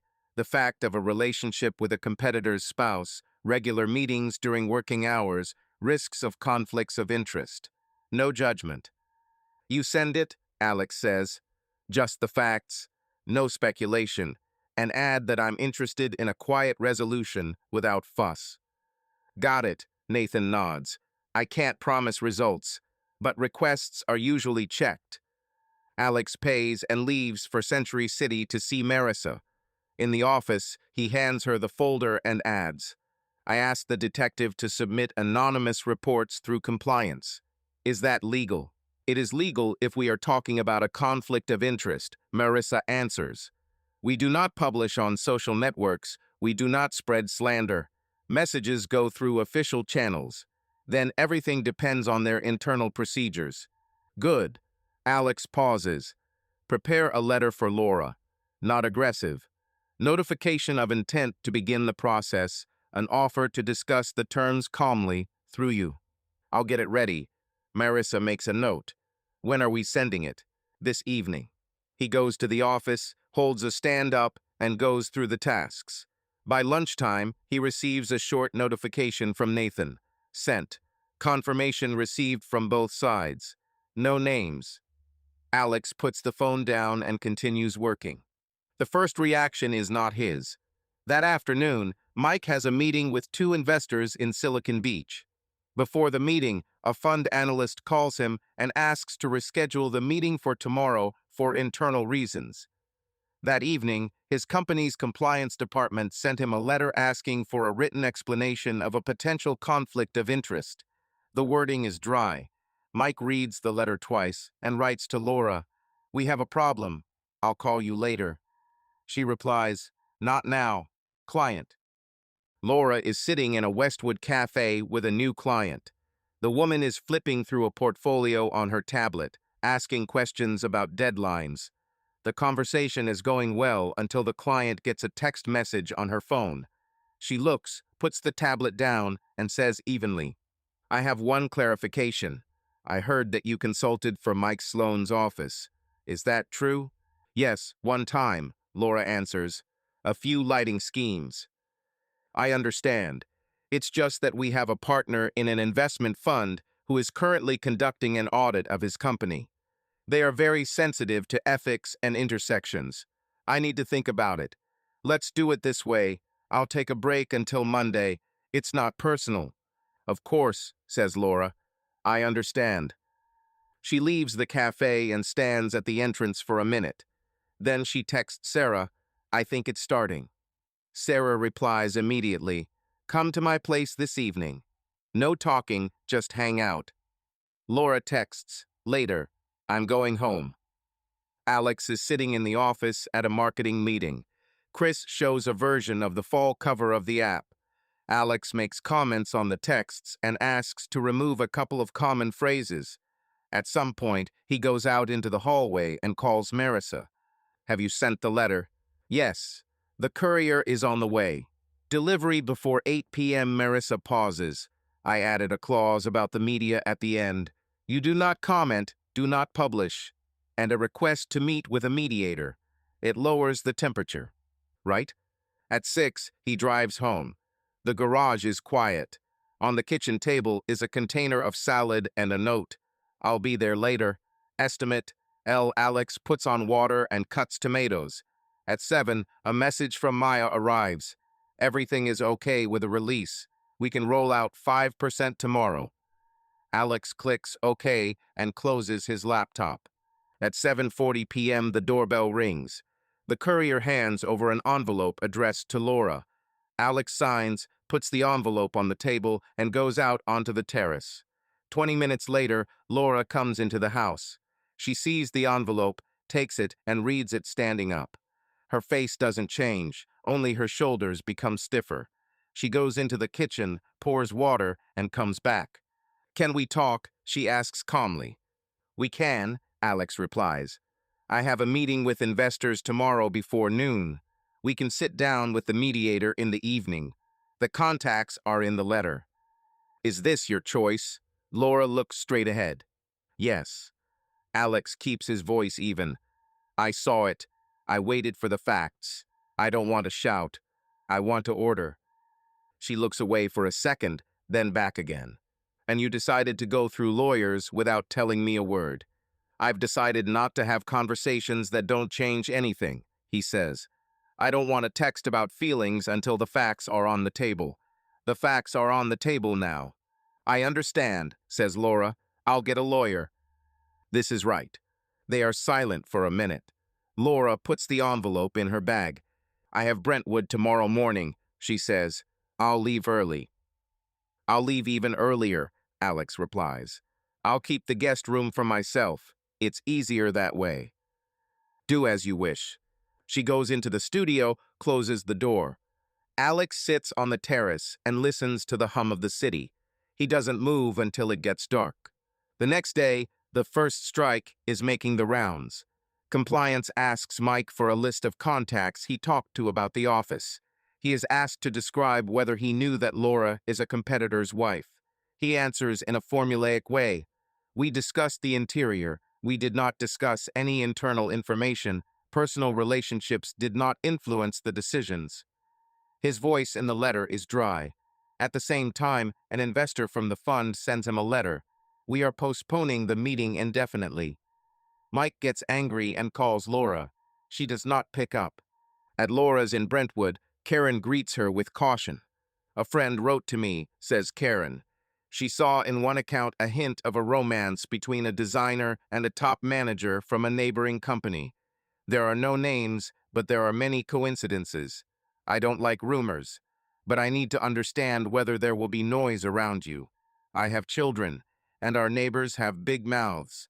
I don't discuss personal matters, Laura replies. Everything is going according to plan at work. If you want to put the project on hold, tell me honestly. Karen looks at the tile samples, is silent, then says, "Let's finish the kitchen. We'll see what happens next." Laura nods.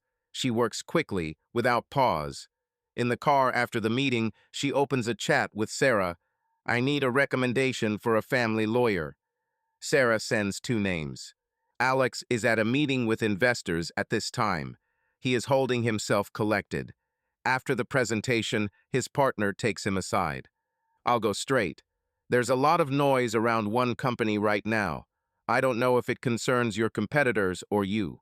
If you find yourself involved in personal stories, tell me in advance." "Personal stories don't go to the press," Alex replies. "If there are any questions for us, I'll let you know." The partner nods. The handshake is firm. In the parking lot, Alex gets into the car and sits for a long time before starting it. He texts Nathan. "No need for any publications. Only compliance and lawyers. If anyone looks for a source, it will be a dead end." Nathan replies, "Accepted." At home, Marissa sends a draft of the temporary arrangement agreement.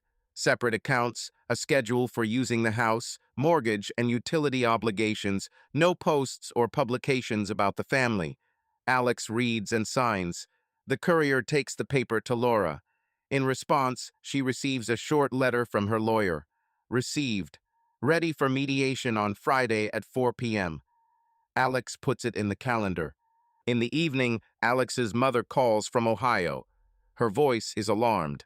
"Son, how are you? You sound boring." "I can feel it." "Work, Mom." "Lots of meetings," Alex answers. "Everything is under control. If you need to, come for a couple of days. It's quiet here. I would gladly think about it. A little later."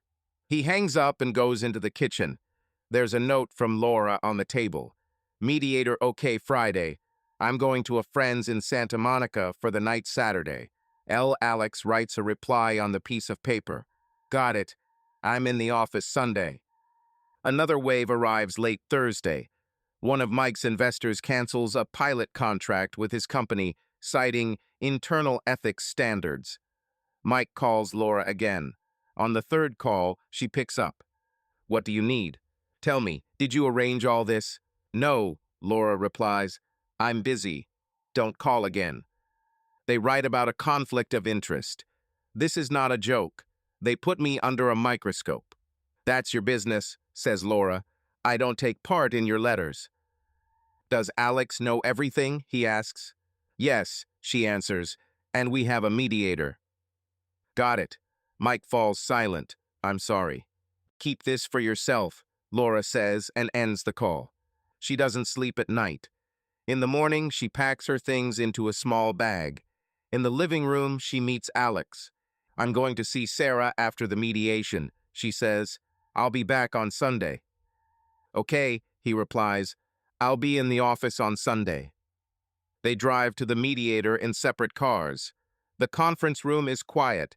A couple of rules are on the wall. Speak to the point, do not interrupt, do not raise your voice. The mediator asks to briefly outline the goals. Alex says, to share common issues without the press and scandals. To keep the house in order, not to interfere with each other's work. Laura says, "I want clarity on finances and scheduling, and I want none of us to tell friends and clients about this." The mediator ticks off the boxes. They discuss the house, the bills, the car. No scenes. In the end, the mediator sets up 2 more meetings for the following week. They leave in silence. At the door, Laura turns. "Do you really want a divorce?" "I want to end my hidden life," Alex replies. "If you have another plan, voice it through a lawyer." "I see," she says and leaves. By evening, Alex receives a letter from lawyer Laura. Client is ready to discuss division. Please provide an estimate of options and deposits on the house. He forwards the letter to his CFO marked confidential and asks for documents. The answer is, "We will do it." That same evening, Nathan reports, "Silence on their end. Compliance is working. I'm leaving the frame until a new request is made." Alex replies, "Thank you. Lawyers next." He closes his laptop, puts his cup in the sink, and goes to the guest room. There are no doubts in his head, but there is fatigue. The first strike has taken place. Processes have been launched. Documents are being processed. A mediator has been appointed. No shouting, just paper, signatures, and short phrases. It will be more difficult ahead, but the direction has been set. Monday starts with letters. Alex has a summons from the mediator on his work email with the topics of the second meeting: temporary house rules, access to shared accounts, schedule of communication with relatives. In his corporate email, there is a letter from the PR advisor: rumors in industry telegram channels. We recommend that employees do not comment. Attached is a template response. Alex replies, "Accepted," and asks the office manager to send out an internal notification. At 9, he sits down in the conference room with the CFO. On the table is an options table and evaluation of the packages. "We need to collect all the post-wedding distributions," the CFO says, "and the vesting calendar. I'll prepare a summary for the lawyers without any judgmental comments." "Just the facts," Alex replies, "and without sending them around. Send them to me and Marissa." "Understood." Alex signs a couple of internal orders, temporarily delegating marketing approval to Chris and the renewal of 3 contracts to Maya. He maintains a working framework because it allows him not to get carried away by emotions. Laura is staying with Sarah in Santa Monica in the morning. There is simple buckwheat porridge and tea on the table, and her laptop is open. "You have a meeting with your lawyer at 10, Sarah reminds. "You have the address." "Yes," Laura nods. "Thank you for taking me in." "It's not difficult for me," Sarah puts down her cup. "Are you ready to talk to her frankly?" "I'm ready," Laura answers calmly. "I don't want war. I want clear terms." At 10, Laura meets attorney Amanda Rivers at a co-working space in Culver City. The room is bare, glass-walled, with water on the table. "Tell me briefly," Amanda says, "what do you want to achieve by the end of the process?" "A clear plan for the house and finances." And silence outside, Laura answers, "No posts, no discussions." "That's possible," Amanda nods. "According to the prenuptial agreement, the husband has an advantage if there is evidence of infidelity. But that doesn't mean you'll be left without funds. We'll be talking about a share in the common assets, not his company, if the shares were registered before the marriage. A temporary order fast. Then negotiations. You'll have to limit communication with third parties, especially with the one with whom you had an affair." "I've already done that," Laura replies. "There will be no contact." "Okay, I'll contact the mediator and your husband's lawyer," says Amanda, "and I'll prepare a list of documents for you. And one more thing. If there is pressure from the press, do not comment on anything." "I don't intend to." At this time, Mike is in the office having a meeting with compliance. On the desk are printouts with dates and questions. "We received an anonymous request," the company's lawyer says. "We need your written explanation. It concerns a conflict of interest and the time of meetings during working hours. We recommend taking administrative leave for the duration of the investigation." "We're releasing in a week," Mike replies. "That's going to hit the team." "This is an internal procedure," the lawyer says firmly. "We recommend it. The decision is yours, but the risks are high." After the meeting, Mike goes out to the parking garage and texts Laura, "Going on vacation. I'm being audited. This is ruining everything." Laura looks at her screen and doesn't respond. A minute later, a second text comes. "If you can, tell Alex I'm not interfering in his business." Laura writes, "All questions through lawyers. I'm not an intermediary." During the day, Alex gathers the team in a small assembly hall. "Guys," he says, "there are hints about scandals floating around the web. I don't discuss personal matters. I ask you not to discuss them either. We are working on the product. External questions are for PR. If journalists write to you, redirect them. We have a plan and release schedule for users. We stick to it. The team nods. Chris comes up after the meeting. If you need to disappear for a day, disappear. We won't collapse. Got it, Alex replies. Thank you. The second meeting with the mediator takes place in the evening. On the table is a printed draft of the temporary agreement. The mediator speaks calmly. There are two options for the house: alternating weeks or temporary departure of one of you. Which is preferable? I'm ready to take turns, says Alex. But then we need a clear calendar until the end of the quarter. I can live with a friend, Laura replies. The house is on schedule so that I can receive deliveries and workers. Then we'll fix it, the mediator sums up. Alex is weak, Laura's weak. On non-adjacent days, notifications a day in advance. As for finances, a common account only for utilities and house taxes. Personal separately. I'll turn on the ban on publications and discussions with friends. Laura looks at the paper. And one more thing. I don't want my clients to know about the details. If someone writes to them, please stop it. I don't write to anyone, Alex replies. I don't want to ruin your projects, but I don't influence other people's decisions. Okay, says the mediator. We'll sign it provisionally. Next comes the assessment of assets and negotiations on the final agreement. After the meeting, they go outside. The air is cool. Alex, Laura stops. I'm going to lose a couple of projects. Isn't it because of your letters? I don't run campaigns, he replies. I've only done what I consider legal and necessary. Then everyone decides for themselves. Okay, says Laura, I'll go to Sarah. Go ahead. The next day, Laura arrives at the Pasadena site. An older couple greets her evenly, without smiles. We've seen discussions online, the man says. We don't need any comments. We're putting the project on hold for a month. Okay, Laura replies. I'll prepare a list of work for you so you can continue with another specialist if you decide to. They nod. Laura goes out to the car and sits for a few minutes, looking at the steering wheel. Then she texts Amanda, -1 project. From here on out, we'll proceed as planned. Alex has his own front. The board asks for a short risk report. He writes on one page, the team is stable, the release is on schedule, legal issues are in the private field, the company is not involved. PR makes a blank for no comment based on this.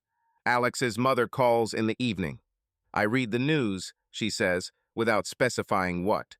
If you're having a hard time, come fly over. You'll stay with us for a week. I'll bake an apple pie. Thank you, Mom, Alex says. I'm holding on. Laura and I are with a mediator. We'll work it out calmly. You're a good guy, she replies. Take care of yourself. On Thursday morning, Mike has another email. The IRS has requested documents on 2 contracts. There are no charges, it's a standard request, but Mike's throat tightens. He calls his accountant, who promises to collect the files in 3 days. Mike texts Laura again. Looks like I'm going to be audited. I can't handle this alone. No response. Alex, meanwhile, is meeting with a psychologist. Worse or better, he asks. More evenly, Alex answers. I go by the points. I sleep better. I cut out the alcohol. I work on schedule. Go on. And keep the line, says the psychologist. Don't get involved in investigations if it's not your area. Delegate it to lawyers. That's what I do. On Friday evening, Laura returns to the house on schedule. The kitchen is clean, the refrigerator is stocked with containers of prepared food. On the table is a sheet of paper with a 2-week schedule, broken down by day. You made a calendar, she says. To reduce the amount of arguments, Alex replies. I'm going to my brother's for 2 days at the end of the week. If you need to accept a delivery, write a day in advance. I'll accept, Laura nods. They eat in silence. At the end of dinner, Laura looks at Alex. I understand what you decided, but I need to tell you one thing. I'm not trying to drag you back. I understand what I did. I'm not making excuses. If you need me to make a public statement to your investors, tell me. I'll sign a neutral one. I don't need anything public, Alex replies. I need an order on paper, and for us not to pretend that everything is as before. We don't, says Laura. On Saturday, Laura goes with Sarah to the beach at the Santa Monica Pier. They buy coffee and sit on a bench. I'm losing clients, Laura says. I'm not making excuses. I'm just stating the facts. I don't know how to rebuild my business. You know how to work, Sarah replies. First, close the legal issues. Then take 2 small projects where there is no risk. And don't go online. There's noise there. I've already done it without social networks, says Laura. I don't want to have to justify myself to strangers. And don't make excuses, Sarah says. Focus on what you can control. On Sunday, Alex drives to training early. In the locker room, he is stopped by a friend from conferences. I heard that our neighbors in the industry are having inspections, he says in a low voice. Take care of yourself. If anything happens, whistle. Thank you, Alex replies. I'm fine. In the afternoon, a letter arrives from the mediator with the date of the 3rd meeting and a list of final issues: evaluation of furniture, cars, deposits on the house, distribution of art objects. Alex looks over the list and sets reminders. In the evening, he receives a short message from Marissa. Their side is ready to discuss selling the house with a split of the proceeds or a buyout by one side. We'll decide at the meeting. He closes his laptop, goes out into the yard, and sits by the water. He doesn't make plans beyond next week. He moves from point to point. That same evening, Laura writes, I need to talk about something other than papers. 15 minutes. Cafe in Westwood tomorrow at 10 o'clock. Alex looks at the screen. He doesn't want to talk about feelings, but he understands that this conversation will happen anyway. Okay, at 10 o'clock. 5 minutes, no hard feelings, no accusations, he replies. I agree, comes from Laura. He puts down the phone, turns off the light, and goes into the guest room. On the nightstand is a notebook with 3 points. I control, I don't control, who I trust. He fills in the lines and closes the cover. Tomorrow there will be another conversation. He doesn't expect miracles from it. He wants to hear direct words and move on. The Westwood Cafe was nearly empty. Alex got a table by the window and Laura arrived on time. They ordered black coffee. No sugar, no crude conversation. Thank you for agreeing, Laura said. I won't make excuses. I understand that you made the right choice for yourself. I'm not looking for confessions, Alex replied. It's important for me to close everything quietly, without publications, without hints to friends, without arguments among acquaintances. I agree, she nodded. I've already hired a lawyer. We're ready for the mediator's schedule. I'll be able to live with Sarah while the sale or buyout is going on. Marissa sent me options, Alex said. Either we put the house up for sale or one of us buys out the other's share. The second option is quicker, but it's a big hit on the cash. If we go to sell, I'm fine with you staying to accept deliveries. The main thing is the calendar. Laura took a small velvet box out of her bag and placed it on the table. The ring, I can't wear it. This isn't about money. Keep it or give it back to the store. I won't argue. Alex looked at the box and moved it towards himself. I will. He paused. There is one more request.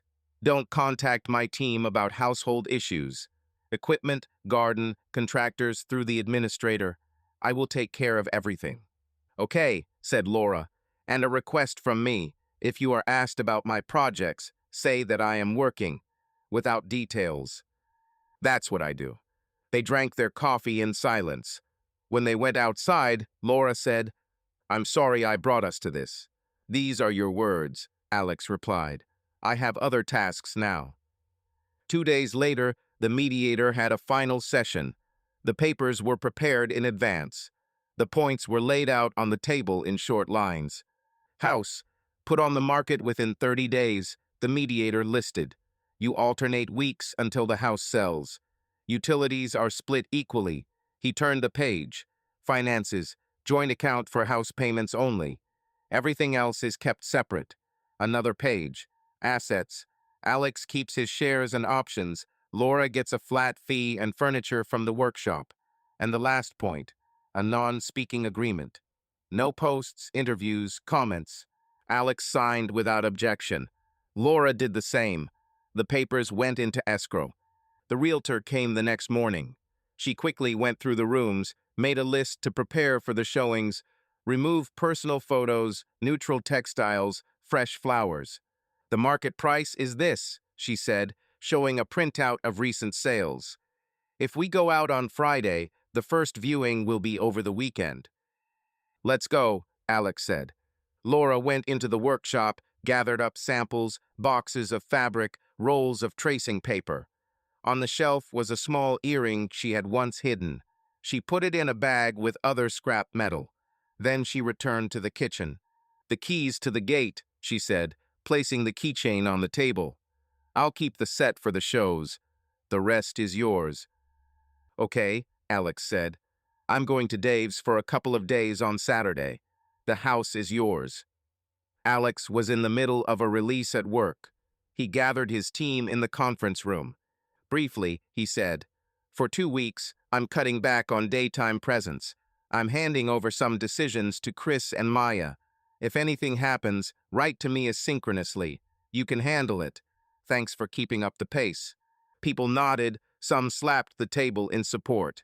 After the meeting, Chris whispered, we're close. Don't be a hero. I don't anymore, Alex answered.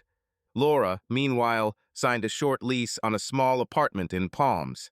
1 bedroom, bright kitchen, quiet courtyard. On Saturday, Sarah helped bring in boxes. There's a decent laundry room and parking, Sarah said, and a library 10 minutes away. It's quiet. It suits me, Laura said. She put the kettle on the table and put the knives and cutting boards in a drawer. Letters from a couple of clients arrived at lunchtime. One project was put on hold for another month. Another asked for an invoice and promised to return when the noise died down. I'll start small, Laura told Sarah that evening. 2 bedrooms in Mar Vista, 1 office in Culver City. No big names attached. And without strangers in my life, Sarah added, at least for a year. Yes, Laura answered. A week later, the opening of the house went smoothly. The realtor brought a citrus air freshener, a soft blanket, and some simple paintings. Laura arrived an hour early and checked the lights. Alex came to the front to sign the final sheets.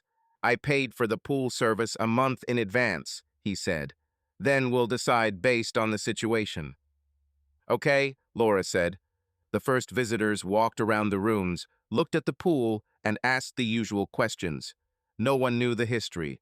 The realtor talked about the footage, about the heated floors, about the new equipment. After the showing, Laura wiped the table and turned off the lights. Alex closed the doors. They met in the car. If there's an offer, write to me right away, said Laura. I sign quickly. Agreed, Alex replied. Another week passed, and the first serious offer arrived. A little lower than the listing, but without conditions and with a quick closing date. They agreed on the price and terms. Laura's realtor took over the escrow so as not to drag it out. Then everything was done according to the list. Inspection, appraisal, signatures. Alex went to visit his brother in Riverside for 2 days. Dave met him at the garage with a pack of burritos. You've lost weight, Dave said. Eat. I'm eating, Alex replied, and actually ate the whole burrito, without rushing. In the evening, they sat in a roadside eatery and drank tea. I don't want to pry into your business, Dave said, but I'm glad you didn't make a show of it. Our dad always said, do the right thing and keep quiet when it comes to things like that. That's what I do, Alex said. I have enough strength. If you decide to fly to us in October, there's room, Dave said. Ma will be only too happy. I'll fly over, Alex replied, after the house closes. Returning to Los Angeles, Alex stopped by the ocean in Malibu. He walked along the embankment and sat on a bench, without ideas to start life from scratch. He just needed to exhale. The psychologist taught him to record simple things.